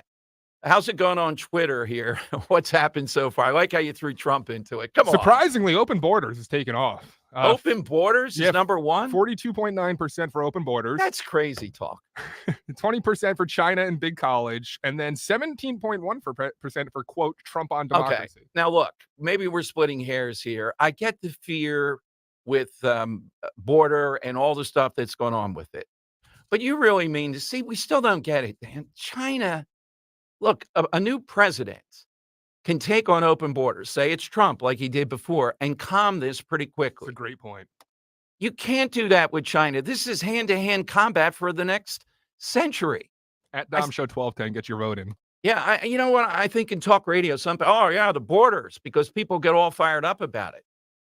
We should get fired up about China. Just think about what they did, because Daryl Morey just put up Free Hong Kong on some memo or something when he was in Houston, and they went to war with us and the NBA, and the NBA told us, shut up.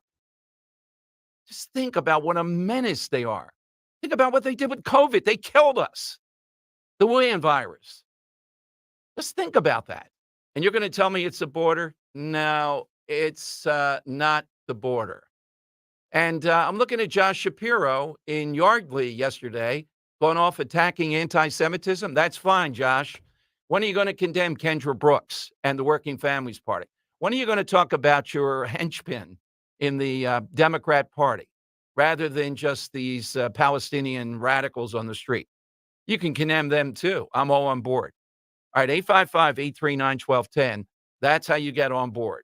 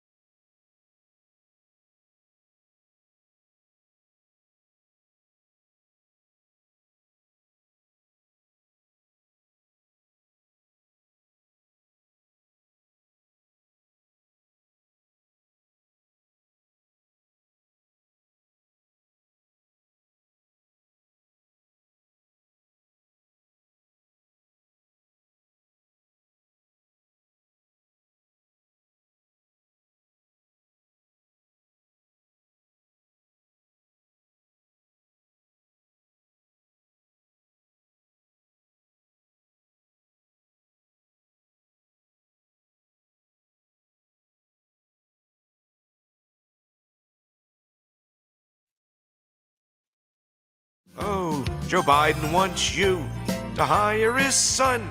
Sure, he's on drugs and waving a gun. That comes with paying Biden a bribe. Fractured Christmas Tales with the Earl of Tacony here. We got 10 of them, Dom. A full album of Earl and the Taconis. Remember the that? Taconettes. You probably don't. The Taconettes, that was my, it was called Fractured Fairy Tales. It was with Boris and Natasha. It was a feature, but these are Fractured Christmas Tales. All right. We might have a new theme for this song, Dom. You want to hear it? Yes. Nicely played, big talk, Dominic, the talk show host. Nicely played, big talk, We gotta get you saying big talk. It's supposed to be you. I know. You gotta wait for this though. This is great. Listen, ready?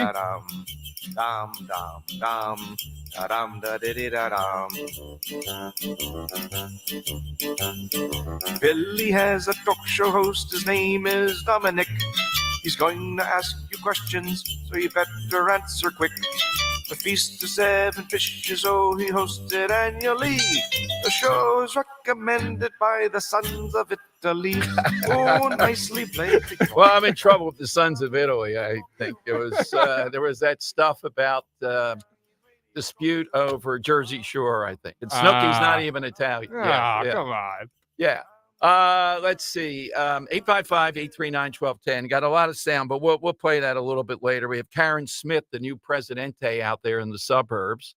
And we have Krasner and Ralph Cipriani at today's press conference. I bet it was over shoplifting going back and forth. And again, the rest of the media now, Dan, has pulled away from a story. The headline really is murder at Macy's. We've given them even the headline to do a special report. This shoplifter was arrested at least 12 times, we're told by various sources, and yet he's out there loose, feeling he'll just go in and rob again. When stopped a bit, he comes back with a knife and stabs one guy in the neck and kills him right there at 13th and Market and stabs another. I mean, what more do you need as fodder for your readers or viewers to follow up on this and to ask the hard question, how is this maniac allowed to be out of jail? This is what he does every day, apparently. There's all kinds of cases, et cetera. And it's not just Philadelphia, Delaware, Bucks, and Montgomery County. He didn't get out to Chester County, Dan. He missed the memo on that. It's Bucks, Montco, Delco, and Philadelphia. Why did, in each case, this guy be allowed out? What are the penalties for shoplifting? Why? Why is this a freebie? The damage that it's causing is unbelievable. This guy's dead. The other thing they ought to be talking about, the security guards in Philadelphia, if they were armed, they could have dropped him. He has a knife, they could have shot him. That's exactly what should happen there. Would I be told that's a bad outcome versus this poor guy just trying to earn a living?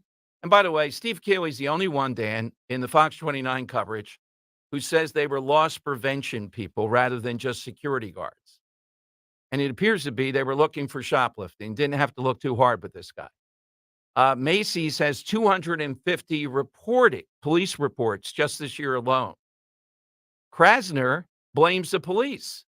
That Jane Roe, that with the communications, the Baghdad Bob of the Philadelphia DA's office says, well, here's the reasons. And then she goes through what they did with shoplifters. They didn't put them in jail. They put them into behavioral therapy. It is amazing. How much do you need? The media is just corrupt and incompetent here. This story has legs. This is the type of story that should be the pivot point to explain how dangerous this whole thing is with Krasner. And I would throw in the suburbs. I mean, if I can get a source that can get me this guy's arrest in Delaware County, Bucks County, Montgomery County, I want to know, why was he let go from there too? It's not just Krasner. I don't want guys like this. And he turns up at the Somerset station. Obviously, where's that near? Do they tell people that? The drug corners in Kensington. It seems like an obvious thing going on with this guy, one way or the other. And it happens in Christmas season. Macy's. You just can't write this stuff. Do your jobs. Cover this in a way that would enlighten how bad this problem is. The guy that was killed deserves at least that. And the other guy that was stabbed, also there at Mace. Oh, I know what Jane Roe blamed Dan. She said, well, more of these cases might be prosecuted, but the witnesses were not allowed by their companies to show up in court. I think that's a bald-faced lie. They were not allowed. You know, the company might say, well, we'll let them go, but can you guarantee they're going to testify that day? Well, there are continuances, and they don't care in court, and we'll reschedule this. Dan, when I witnessed, let me just take a moment. You weren't here for this. This was the all-timer. We're playing basketball with DJ and Luke. As I remember it, I was winning. That's how I remember it. And I look at these kids down at the on the court. It was Water Tower in Chestnut Hill on a Saturday. And they look like they're exchanging something at the door. So I kind of sniff around, file that away. It looks like a wallet. Here, this ring of kids had shaken down another kid there in Chestnut Hill, right outside Water Tower, and taken his wallet. So I got to testify in juvenile court. And the guy actually said, they brought in a big-time attorney. That's why these punks were out there on the street. Like a high-paid attorney that might do murder cases, Dan. The parents brought in for the one kid. And he goes to the judge, tell Mr. Giordano he's not on the radio now. That was it. And apparently it seemed like anybody could talk, so I started talking. But I had to go there. Thank God I had a job where I had to go there 3 times for continuances. I was on at 3 o'clock in the afternoon then. So I knew by that point, I had a job where I didn't have to be somewhere until 3. Ooh. How many people can do that? They can't. I show up, I go down, continue this. Wall-to-wall punks there at the juvenile court. Just wall-to-wall punks. Yeah. And they started, wanting me to, they were trying to entrap. It was a racial thing about skin color and all that. And I just said, no, I'm not saying any of that. I'm not testifying to that. I know what I've seen. And that was an eruption too. Yeah. Okay. I need you to get this clip, man. I got people online. Like he straight up gaslights Cipriano here. Okay, here is Ralph Cipriano. Some context here. Cipriano goes on a long question, essentially asking, are you going to change your policies surrounding retail theft? Because it's very established. In the initial memo, a revolutionary, quote, memo. 499. Yep, of Krasner, it writes, rationale, summary gradation greatly reduces pretrial incarceration rates as no bail is required and the shorter time required for hearings expedites municipal court and common pleas dockets. 1, charge and dispose of retail theft cases as summary offenses unless the value of the item is stolen in a particular case exceeds $500 or where the defendant has a very long history of theft and retail theft convictions. If you're unaware, Krasner has enabled this retail theft ring we're seeing here in Philadelphia. At one point, he's still not going to do it. We know it, even if it's $1,000. He's not going to do it. Yep. They're not going to go through a thing. And how long is a long stretch, Dan? You would need to rob 100 times and be caught. Even then, I don't think he would do it. Here's the exchange. So first he condemns what happened and says it's a horrible situation, but then it picks up right here. However, your facts are scrambled. There we go. This office has never, ever, Mr. Cipriano. Excuse me, let me finish. I'm answering your question, sir. You can wait for my answer or we can call this off. This office has never, ever had a policy of not charging people for the theft of less than $500. That has never existed. And it is never what we have done. What you are doing is repeating falsehoods that have been put out there and repeated over and over. And I think from the perspective of journalistic standards, it's good to talk about the truth. Go find that policy. Yeah. All of our policies are on the website. You go find me any evidence at all that this office has failed to charge for less than $500. And then we can talk about that situation. But the problem that I have is when you have people who are at least adjacent to journalism, who are repeating things that are untrue over and over and over, if that's what you are doing, then you're not helping. Larry, it's in your memo, dude. I think I've answered your question. I think when you have a steady drumbeat of falsehoods coming from people like you, Mr. Cipriano, I think when you have a steady drumbeat of falsehoods, a lot of people can get confused. So I would encourage all of us as we're making our New Year's resolutions to have a trade in the truth, to talk about what the truth is, because what you are actually doing here is simply repeating something that has always been false. Thank you very much. It's always good to see you. All right. So, He walks off. So Sherelle Parker and the new police commissioner, they're in error. You just called with him this guy. liars. Yes, he Larry just said they're Krasner straight lies. up called the new mayor That's a right, liar. right.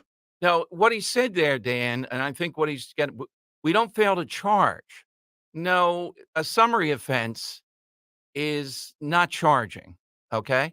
How many of these then, let's look at the stats on this then, since he claims the memo doesn't exist. So the whole world is wrong here. This has been established right from the beginning with Larry. This goes back years. It's not just Sherelle Parker that has said this. Everybody's been wrong. That hasn't been going on. Why did Krasner wait until now to correct this then? All right. So we're going to have to go back. Maybe I think I'll call Kevin Bacon up. I'm sure he knows about the memo, whether the memo exists or not. Where did we come up with the $499 then? Is the media going to do their job here? Are they going to run? Here's another story. Are they going to run this down? They're telling us all the time, Dan, that we're tired of disinformation and misinformation. All right. If I'm running the Inquirer or any of these others, should they not produce this document, the evidence that has been out there forever and is true, establish this, or tell us Krasner's right? You will be charged if you steal anything in Philadelphia. Was Larry Krasner really saying if I take a pack of gum and they grab me, he's going to charge? Is there no limit where he's going to say, oh, well, that was only $100? What's the limit, Dan, do you think? Allegedly 500. Right. But what I'm saying is, yeah, he's saying we'll charge you if you you shoplift. Well, good. Stand by your word then, Lair. Yeah. You know, that's all I got to say. If you're claiming that you're going to arrest people for shoplifting no matter the amount, then stand by your word, because that's not what we're seeing here in Philadelphia at all. Yeah, exactly right. So is the rest of the media going to get into it with this guy now? Because they have been reporting hundreds of times about this memo and about what goes on in people that have left the DA's office have said that. The man that ran against No them. cash bail insanity. It's spreading every day. And now it's here in Philly town. All thanks to Larry K. Oh, God. We dedicate it to him. I think Ralph Cipriano would say, well, you know, there's this favorite Facebook show, Krasner Land, soon to be Krasner World. If Larry Krasner knows about, he's got to know about us, right? I mean, he's got to. Yeah, I could just imagine the worst of all, you know. I mean, every time I send Jane Rowe an email, I bet it goes in the Oh, trash yeah. faster than you can snap your fingers. Imagine Jane Rowe blaming Macy's and Wawa and these others, Dan, and saying they won't let their people off from work to go and testify. Really? That's why no one's convicted of this. All right. It is maddening. You know what's more maddening? Not Krasner, we've been through this. He is a rare Soros animal. I mean, he's the best, meaning the worst, of the Soros people. I blame the media. How many times do they pull punches? Isn't he throwing down the gauntlet? You got a murder here.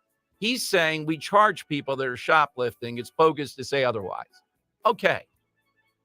We ought to have consensus on this. This is a fact thing. Is it true or is it not? We know it's true. We'll just run it down, produce it, put it on TV screens, put it on the front page of the Inquirer. Here's the memo. Here's what this guy's been doing. Here are the facts over his 6 years or so. All right, phone lines are 855-839-1210. Got a great side question coming up, which is coming off this pawnbroker arguing. Give us somebody you'd like, real or fictional, to argue for you, whatever the dispute or argument might be.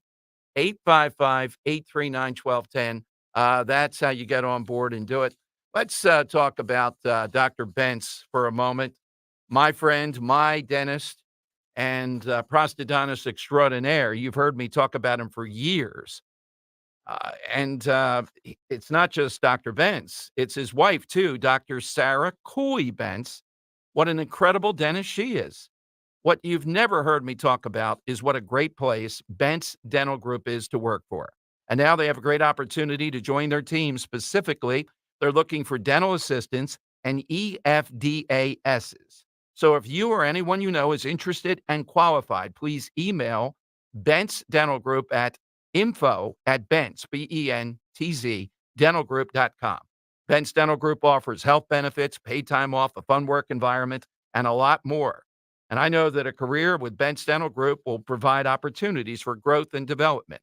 So if you're looking to make a change or to shift to a new career, please send an email with your resume and contact information to info@bentsdentalgroup.com or call them at 610-272-6949. And if you're a dental assistant, EFTA, or know someone who is, call today to inquire about becoming a part of the Dr. Bent's team. Tell him Dom G sent you.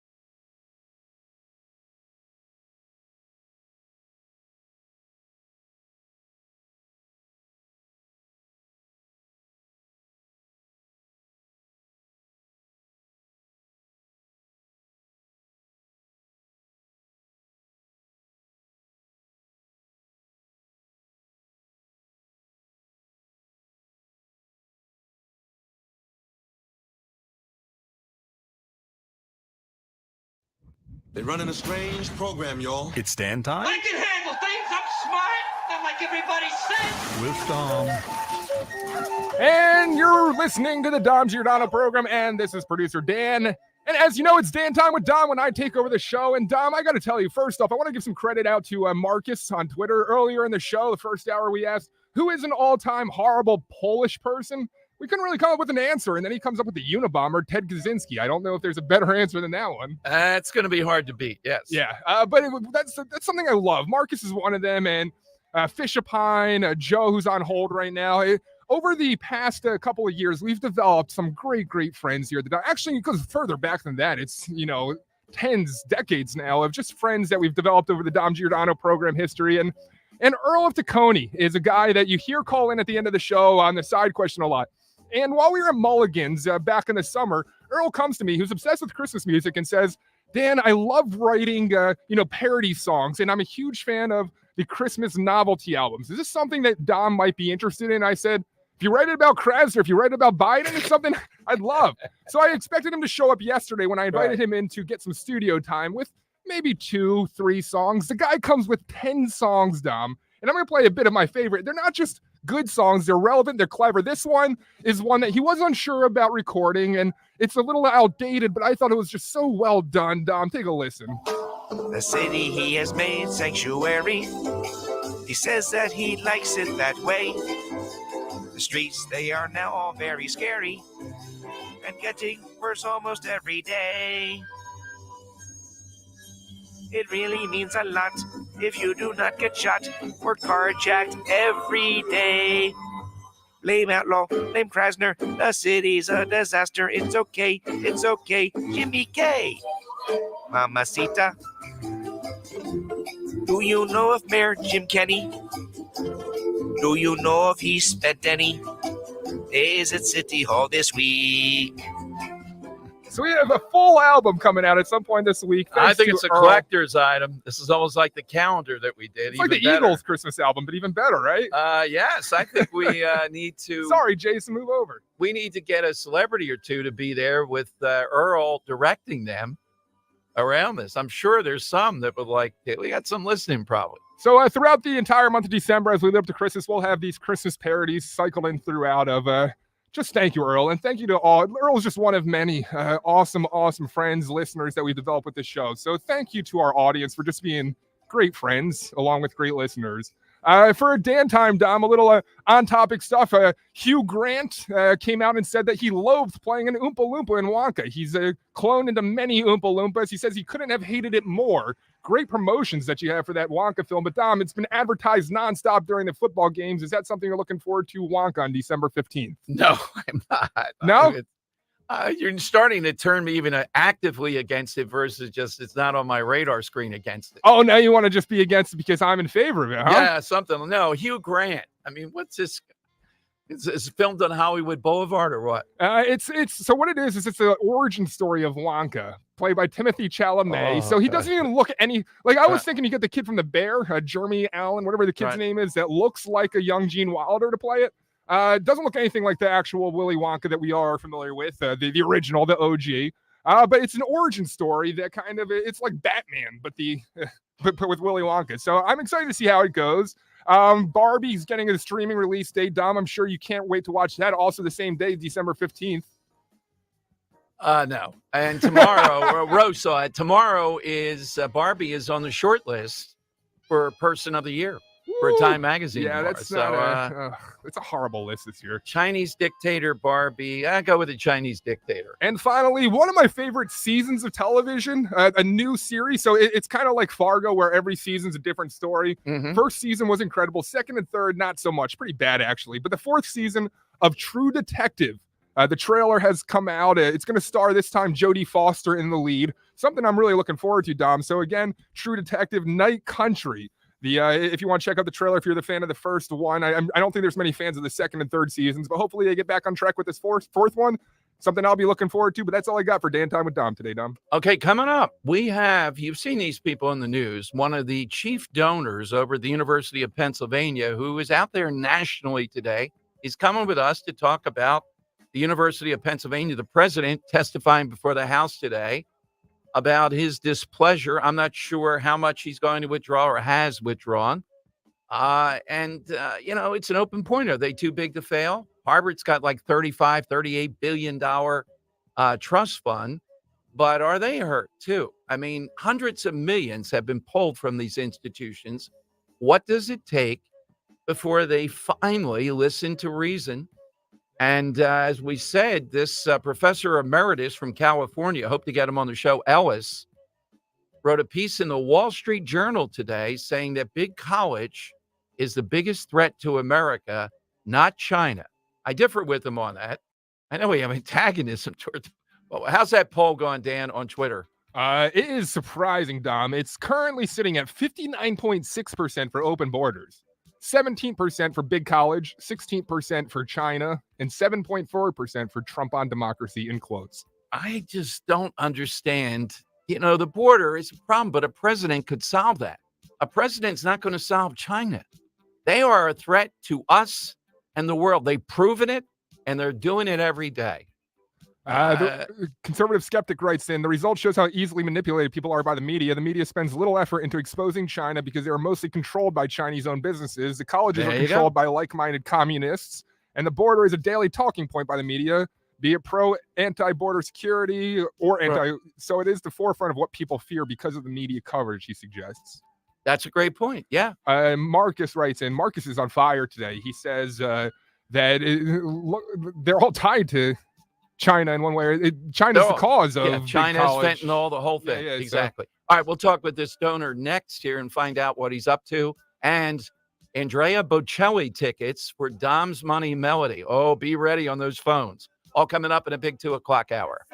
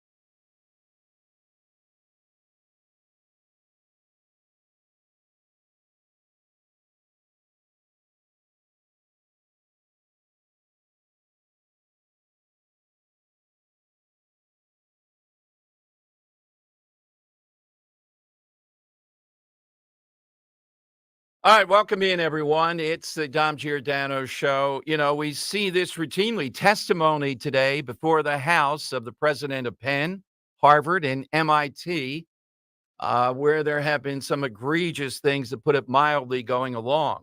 But we have a donor to the University of Penn. We've heard about these men and women, but we're very honored to bring them on to hear their side of it as far as their displeasure. Let's use that word here. Joining us is Dr. Magerman. He is the managing partner of Differential Ventures. David Magerman, and he's had some other stuff that's happened to him over the course of time by speaking out. Let's bring him in here on Talk Radio 1210 on the Dom Giordano program. Doctor, welcome to the show. Thank you for joining us. What is Differential Ventures? What do you guys do? We invest in early stage startups in the data science AI space. And have you publicly said, can you give us an idea as a donor to Penn, why that and how much, say, over the course of time? I've given probably like between $5 and $10 million to Penn over time. I would say that's substantial. Now, you see a growing number of people, particularly with Penn, Harvard, and others. So what are you most angry about? Have you threatened or have you pulled your donation, say, for the upcoming year? Well, I've told the university that I'm not going to be giving any more money to Penn.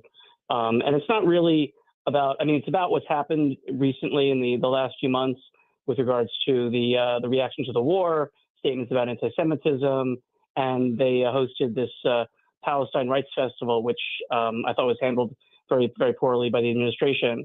But it's really more just a general decline in the values of the institution that I've been noticing over the past few years and been concerned about, expressed concerns to the administration and really heard nothing in response. And I think this is the last straw here. Could you be clear, though, by the values? You went to Penn? I went to Penn, yeah. Yeah. So what have you seen change explicitly? What is it that you were noticing as it blew up into this? Well, I have contacts with the Jewish community at Penn, some organizations that do work on Penn's campus, and two of my sons have attended Penn.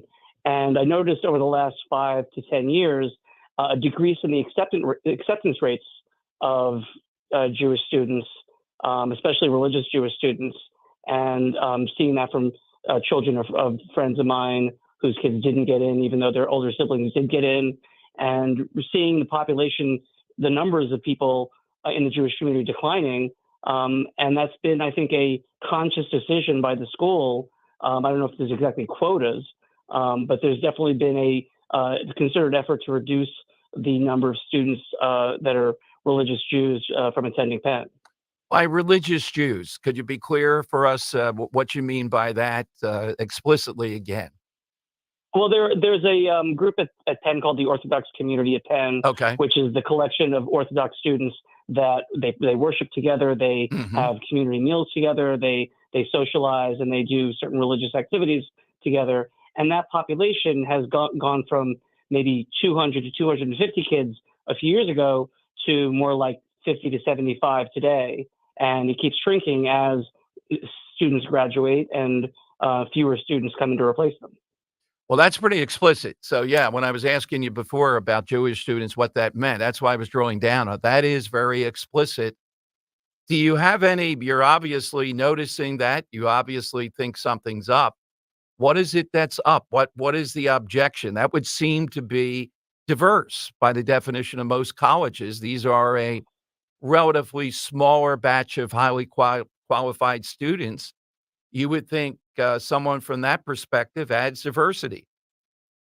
Right. But I think that the kind of diversity that places like Penn want, they want diversity that's willing to melt. They don't like tribalism. And Orthodox Jews and Jews in general are a tribal community that they certainly socialize broadly, but there's certain activities that Jews do as a religious group that could be viewed as tribal. And this kind of liberal social movement is really about breaking down these tribal boundaries and making everyone into a melting pot, taking away their identities in a lot of ways, and removing distinctions. And that's something I think that the Jewish community stands in contrast to. With what we've seen now post October 7th, give us a sense of what you think Penn should be doing if you had your will here in this that reflects their values. I mean, this is a very determined group that is organizing these protests. What would you say Penn should have done? I don't think Penn, look, Penn is an institution that has their own mission. I think they've made it clear to me, at least, that their mission is in conflict with my values. They're trying to create an environment that punishes what they view as oppressors over the oppressed, and they, in many ways apologizing for some of the events of our distant past, going back to like 1492 and 1619, that they're kind of waging a war against themselves, flagellating themselves for the colonialism and oppression of the past, punishing Americans for having, wiped out the Indians and been involved with the slave trade and so on. And I think that carries to today, and they're deciding that they want to punish any group that they identify as colonialist or oppressing. Let me interrupt and say that is the jackpot, and you're one of the few people that has actually, put all this together. That Israel, surrounded as they are, under fire. I've been there. I have a sense of it. You probably have a deeper sense. You've probably been there more. Are the colonialists suddenly? They're the big guy. They're the bully here. Right. Well, anyone who wins becomes the oppressor. Yes. And the fact that Israel and the Jewish residents of Israel are successful in what they've tried to do, and the people around them have been less successful, they're viewed as the oppressors. I was in Israel on October 7th, and I experienced firsthand the terror that Israelis deal with all the time. Being put into a bomb shelter and being afraid to walk on the streets, being exposed potentially to missiles being launched, and frankly worrying about anyone that we see on the street that might want to attack us just because we're Jewish. With all that terror, Israel has been incredibly successful, and that really sticks in the craw of liberals in America that view the any people of color who are not thriving as being victims of some kind of oppression. I have to go back for a moment, if you don't mind, David. And you're the one person that really brought some facts to this, not just, the post October 7th with Penn, the drop off of Orthodox Jewish students there. That the media, I guess, has disinterest, but that is some breadcrumbs to follow to see where they're going with this stuff. Is it true, too? We had a sense, or we've seen some reports about George Soros. You had some criticism of him, and you may have had some backlash on that. I had criticism of George Soros. No, so what happened? What I pulled here, I'm sorry, I pulled a Vice News thing, and there was at one point that Facebook hired a PR firm to come after you. Is that true? Is that what happened here? Yeah, that was a while ago. I was campaigning against Facebook. I launched a group called Freedom from Facebook to kind of expose some of the dangers of social media, particularly Facebook. And Facebook believed that I was doing it, kind of quietly, anonymously. And Facebook believed that George Soros was behind that effort and actually tried to, attack him. And I had to come out publicly and make it clear that it wasn't him. It was actually, my measly money that was funding that effort. Gotcha. Yeah. I gotcha. So what is the reaction at Penn? Do you speak with any of the other donors that have come out publicly? And, they haven't been as explicit as you've been today, very detailed in their objections to this. Well, most of the donors at Penn that are objecting, while they're authentic in their concerns and they're genuinely trying to affect change, but their goal is to rehabilitate the image of the school. They have a lot invested in the image of Penn and their association with it, and they don't want to lose that. So they're working really hard to convince the school to change the error of their ways. Whereas I don't really think that's an effective strategy, because I think that we've seen now who they really are. They've shown us who they are.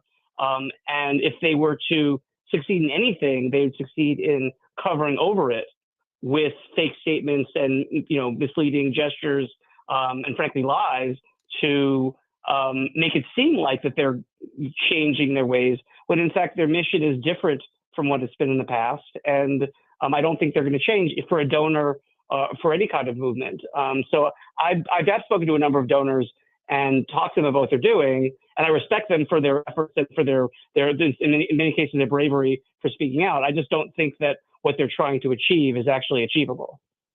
Couldn't agree with you more. And, as much as this is placing a dent in Penn into its reputation in some circles, I'm sure they're calculating all that.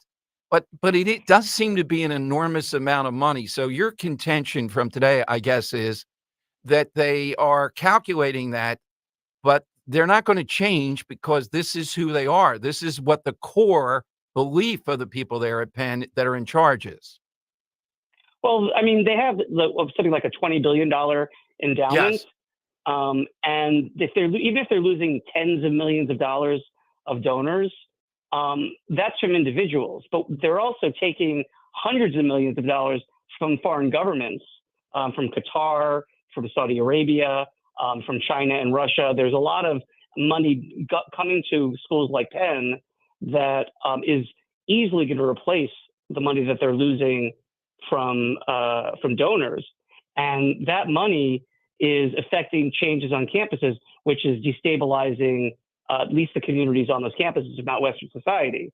So I think that our entities are buying access to the educational institutions that teach our children, and that money is more valuable to these schools than individual donor money. The testimony today, David, before the House was about that. I haven't seen what Penn's president, Harvard, and the others said, but it does seem to be an enormous amount of money. And when that money gets set in, be it the Chinese or the other ones you talked about, there is a payoff from that. There is something they're going to get for that. Well, it's actually, I was involved with the research report that was put out that studied the money that went into these universities. And it turns out that colleges that took money from these authoritarian governments had three and a half times as many anti-Semitic incidents on their campuses as other colleges. So one thing that they're buying is anti-Semitism. Do you feel the media is, look, I am sympathetic to this. I'm in agreement. You're just giving me a lot more information than even I had. Is the media asking you similar kind of questions like what you said about Orthodox Jewish students? Right there, that is something that ought to be explored, and Penn should have to explain that given all that's going on. People aren't really asking those kind of nuanced questions. I don't think that really that's what our mainstream media does these days. They have headlines and they give statements in broad strokes that are intended to be clickbait. But I don't see a lot of people studying these issues at a deep level, nor do I think they really care about issues like that. I mean, the media is to a large degree in line with this movement. I mean, the 1619 Project was a project of the New York Times. Right. So I think that there's a sense in which the media is complicit, or at least aligned in mission with what's going on college campuses. So you withdrawn money, told them you won't do that. A lot of donors have. Is there any solution to this? What are you looking for? You sound like a guy who's looking to not just take away here, but looking for some kind of counterweight, some kind of balance or answer. What do you think there's an answer to this? Yeah, look, I think that parents have to change their attitudes about what they're looking for from their kids' education. I think to a large degree, parents wanted their kids to go to an Ivy League school for the paper that they got after 4 years that got them a job, regardless of what they're actually learning at the school. And I think parents need to be thinking more about getting their kids an education that will reinforce the values that they care about. A lot of these colleges are really godless places that don't accept any kind of absolute good and evil, absolute morality, any kind of commandedness, any kind of belief in God. And there are still schools in America that do have that. The Christian colleges, historically Black colleges. There are a lot of places that do still have values, with a capital V. And I think that parents should think about whether they want their kid to get an Ivy League degree at a valueless institution where they don't learn anything of merit, or if they want to go someplace where their kids are going to learn things that are in line with how they raised them. And if we can have a shift in where we send our kids, eventually there'll be a shift in the balance of power in what schools are considered elite schools.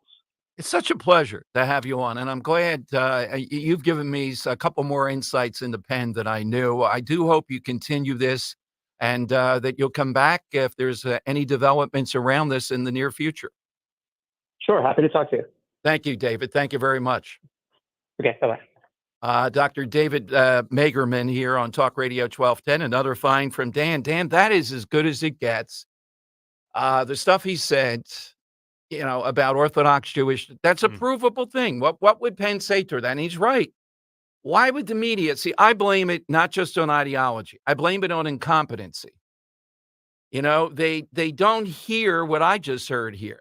This was really inside stuff, giving you exactly the type of nonsense, and he was willing to call it out. The colonizing stuff, the 1619 Project nonsense, the damage of that, the Columbus stuff, the whole deal. All right, 855-839-1210. So, give me your reaction. We got a listener who sent over this, Alexis. Yes. It's just a sampling of the course selections at UPenn. Yeah. You want education 5434? Yes. Topic, decolonizing education. There. Description, Franz Fanon in 1963 writes that Yes. decolonization, quote, sets out to change the order of the world. This court approaches decolonization in and around education, not as a, quote, metaphor for civil and human rights-based social justice projects couching diversity and inclusion and equity, but as a part of a range of political projects and experiments that have sought to fundamentally reorder global structures, systems, and relations of power. If you win, you're a colonial. So that means I'm trying to think of the most winning teams out there right now in pro sports. There's parity because the socialists are there. We don't have to decolonize in pro sports now. For much of the formerly colonized world, Western education was one of the earliest and most enduring imperial projects which deliberately undermined indigenous systems of knowing and learning in order to produce, quote, good subjects for incorporation into colonial regimes. There you go. Oh, I'd like to straight debate that. indoctrination. Let's bring that pen, Professor. Can you imagine? The guy's making $200,000 a year, so he can afford to How put about out the gibberish. Education 1450? If you're an Yeah. education major, you can take this one too. Remaking U.S. schools. What's the purpose of schooling? Why does education seem to be in a constant state of reform? Topics include political movements for racial justice in schools, policy and legal efforts addressing equal opportunity. Yes, and you don't have to know math or speak English or read. Okay, coming up, though, in a moment here, I just want to get those. How about Education 5418, Global Governance and Cooperation? Students will explore the role of global governments, institutions, and international development policy in facilitating or constraining progress towards the, quote, sustainable development goals. And that's tomorrow's show, The Climate. Right now, though, it is time. Big prize today. If you missed it, be ready. It's Dom's Money Melody. That's right. We are playing today. Thank you, Walter Kosk. A pair of tickets to see Andrea Bocelli as he returns to the Wells Fargo Center once again, December 7th, 2023. Couple 2 days. 2 days. 2 days. So tickets on sale at wellsfargocenterphilly.com. I want to stress, only call us if you can go. Of course. You can't be, These are tickets. Prize. We got 2 left right before the event. It's on Thursday. It's going to be a freaking awesome show. Yes. But make sure you can go. Don't be a prize hound here. We want someone that can go to this show. Andrea Bocelli, Wells Fargo Center, December 7th, Thursday night, Dom. Yep, 8 o'clock. So you have time to get there, too. Today, I thought I'd take a Bocelli song, him singing here. So that's not the answer. It's a cover song. So he is a cover artist. We're going to flip it on its head today and go real deep in the weeds. Today, I'm playing a cover song by Andrea Bocelli sang in Italian. I don't want the name of the original song. I want the writer, the original singer of this song. So, Dom, we want to know who the original singer of this song sung by Andrea Bocelli in Italian is. We want the original. It's been covered. One of the most covered songs, I would say. And I feel like the original might get lost, and he deserves some respect. So here is, Andrea Bocelli cover. We want to know who the original artist of this song is.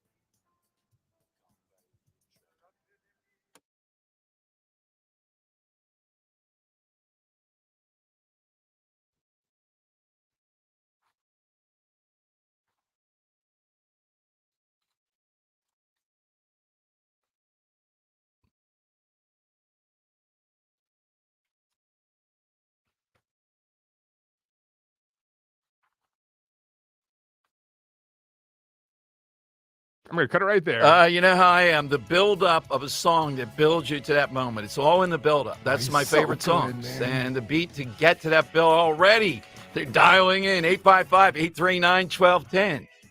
So once again, we are looking for what, Dan? We want to know the name of the original singer of that song you just heard. In English. It's originally sung in English. Yes. We want to know who the original artist is who actually wrote the song as well.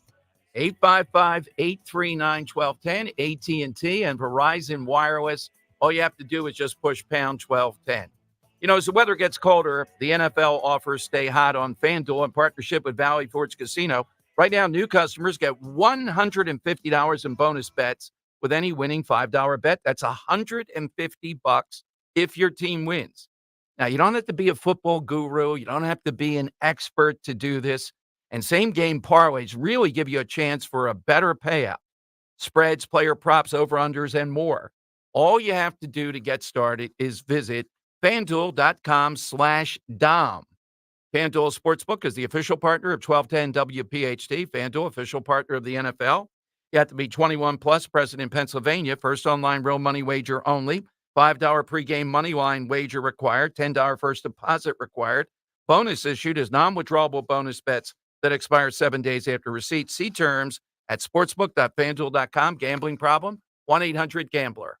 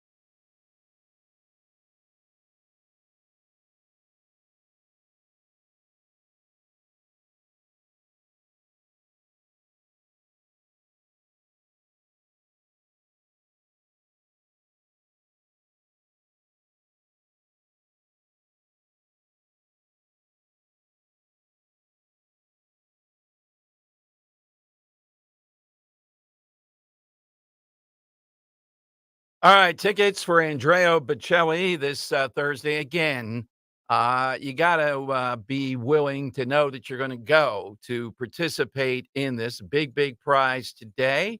Dan, let's hear the clue.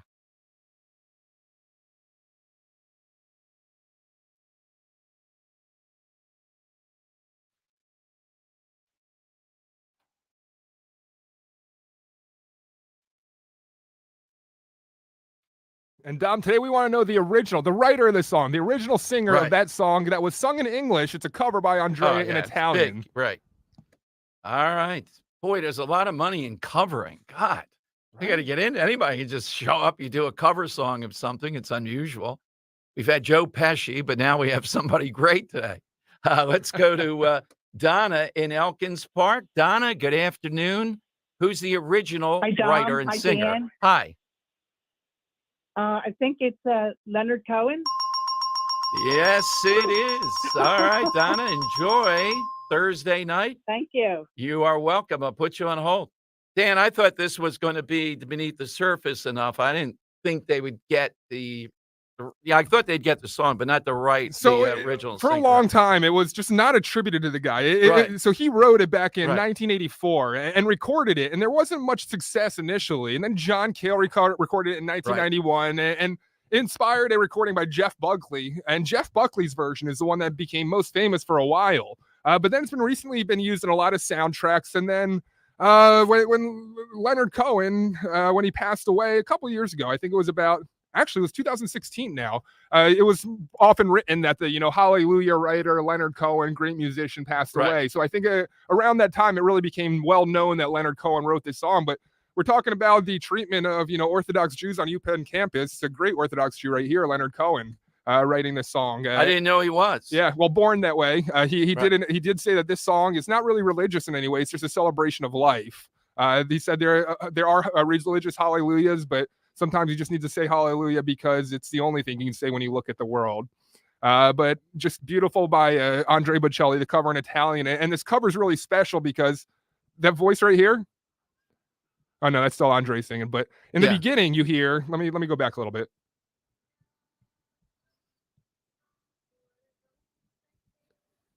That's Andrea's daughter. So she's singing in English along with Andrea in Italian. Wow. And I am jealous of who just won that? Donna. Donna Donna, have getting a to go great see night. him. It's going to be a great, great show.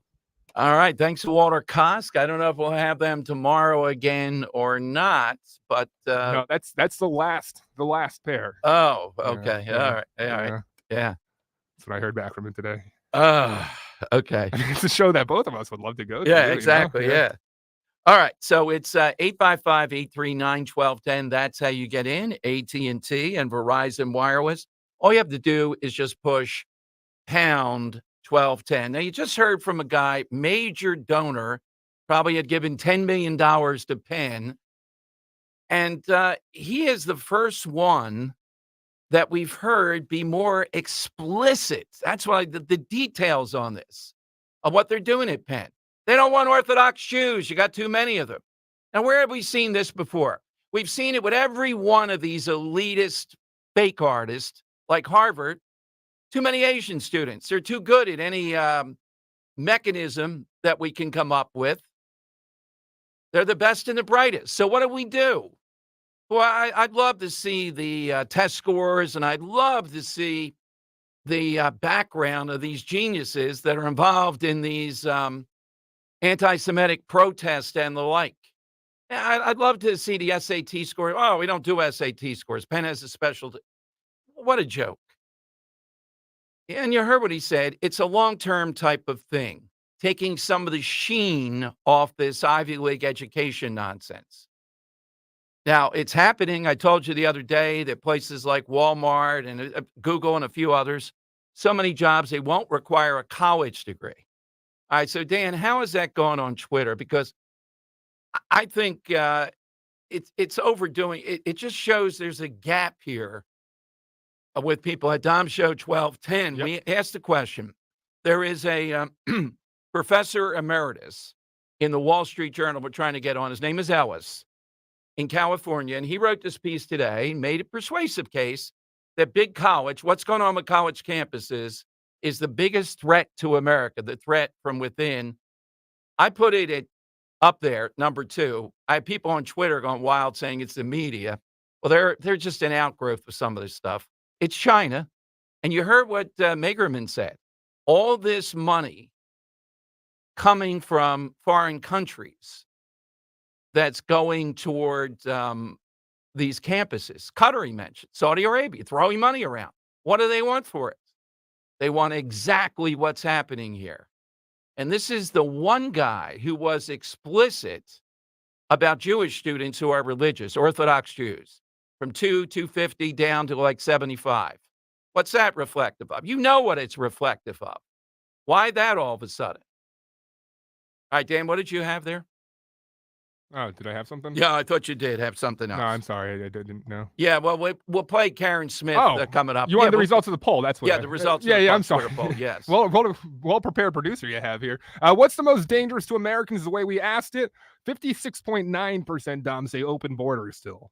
18.7% big college, 17.1% China, and then in last place, 7.3% quote Trump on democracy. All right. And still, it just shows, and I asked, that every night you see the border, whether they're telling us that the border's no problem or not, it's in the news so much. Come on, wake up. The border is not. The president of the United States, if it's Trump again particularly, or DeSantis, for example, Nikki Haley, suspect. If it's either one of them, I mean, DeSantis is talking about bombing the drug cartels along with Trump. A president of the United States can put a stop to this pretty quickly. It's not this humongous problem that we can't deal with, all right? It's a big problem. But let's keep the eye on the ball. My God, do you remember the pandemic? Do you remember how crazed they were just because of Daryl Morey saying free Hong Kong? They are an existential threat to everybody alive in the world. Once again, the border, fentanyl, China. I just cannot believe. It must just be chic, Dan, to get all fired up and say, of course it's enormous. I get the consequence, but it's fixable. China is not fixable. For us to be at war with them, I don't mean a shooting war, economic and otherwise, and even our medical supplies. Think for a moment. Well, Dan, what do you think's fueling this? Just media completely being silent on it. Yeah. Yeah. Yeah. There's just not enough There's of just the no connection. coverage of it. It's so prevalent. It's Right. crazy that people just don't recognize it. It's every aspect of the crap we're seeing destroy America is all driven by China. Exactly. It's all Exactly. driven by, and that was a point that Marcus made on Twitter that, people are voting for open borders or big college, but the underlying, root of the issues we have with the open borders is somewhat instrumented by China or big college, the communism that we see. It's Right. propagated by China. Exactly. And you don't think China considers us their number one most dangerous threat? Because they do. Oh, without a doubt. Yeah. Yeah, exactly. As If they still hold us as capable of beating them in the end, I'm not even sure if they do anymore. Their goal is to make their economy, their GDP, surpass United States and take over as the world superpower. Right. So us sitting in that current seat, we are their number one priority. You would hope. I don't even know if that's the case. They may be thinking we've already beaten them. Look at the true. president. Yeah. If it's another term of Biden, God only knows. All right. Phone lines are 855-839-1210. Coming up, a little bit at least that you'll hear it, of the background of Eric Harrison, the man who was stabbed doing his job yesterday. Wait until you hear about this man who was a loss prevention, shoplifting there in Macy's to protect against that, stabbed in the neck and killed at the age of 27, versus Krasner and shoplifters. He loves them. Behavioral therapy, that's what they need. 855-839-1210. That's right. The winter months are rolling in. I'm excited to talk with you about Rescue Natural Supplements Deck the Hall sale. We're talking up to a whopping 78% off on all products, including essential omega-3s, cholesterol support, natural pain relief, and much more. And get this, savings that last the entire month. Did I mention Rescue is offering 15 special health-boosting products at under $20 to order? Call 800-26-ALIVE. That's 800-262-5483 and speak to a Rescue product consultant, or shop online at res-q.com. res-q.com. You can fortify your immune system, boost energy levels, and support overall well-being with Rescue selection of over 50 high-quality natural supplements. There is no code needed to save up to 78% site-wide, so stay healthy this holiday season by shopping res-q.com. Do it today.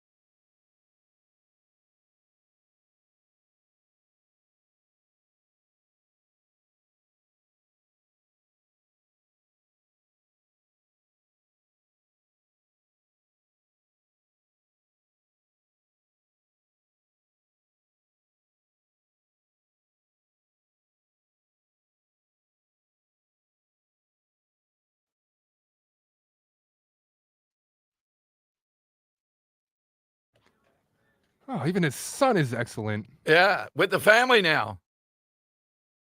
That's his son singing right there, and his daughter. How old's the kid? She looks like she's probably like 14 or so, and Okay. he's probably in his 20s. Oh, okay. I don't know how old Andrea Bocelli is, Dan. I'd say about 60 or no? Maybe I'm aging him a little bit there. I'm looking up here, 65. Oh, okay. Yeah, Yeah. I was in the ballpark. Okay.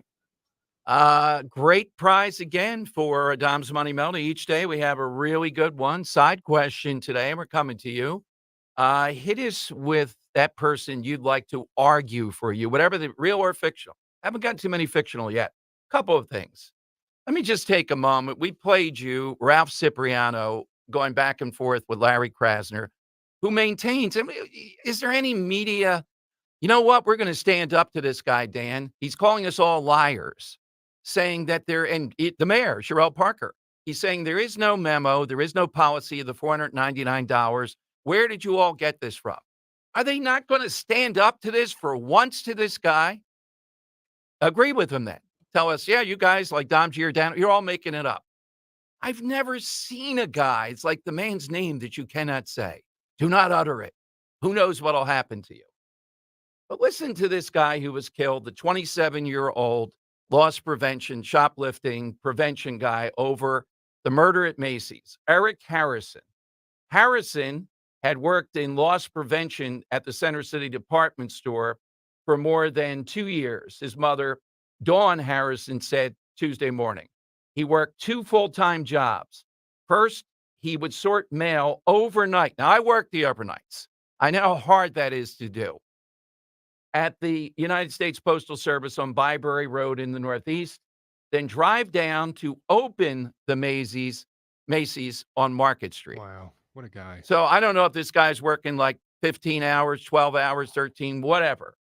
And he's stabbed by a maniac allowed to be running wild with at least, according to news reports, 12 arrests. Some of them in Philadelphia, some of them sadly too in the suburbs, who goes back and gets a knife and then heads toward a notorious, shall we say, drug corner stop on the Frankfurt L at Somerset. Okay? How in the world do we have a society where this goes on and the media just, let's move on to the next story? This is a grabber here of one guy pursuing this type of life, living with his mom, soon to try to move out, stabbed to death in the neck right there over the holidays in the middle of the city, a block from City Hall. And all that we get is, well, don't connect any dots here.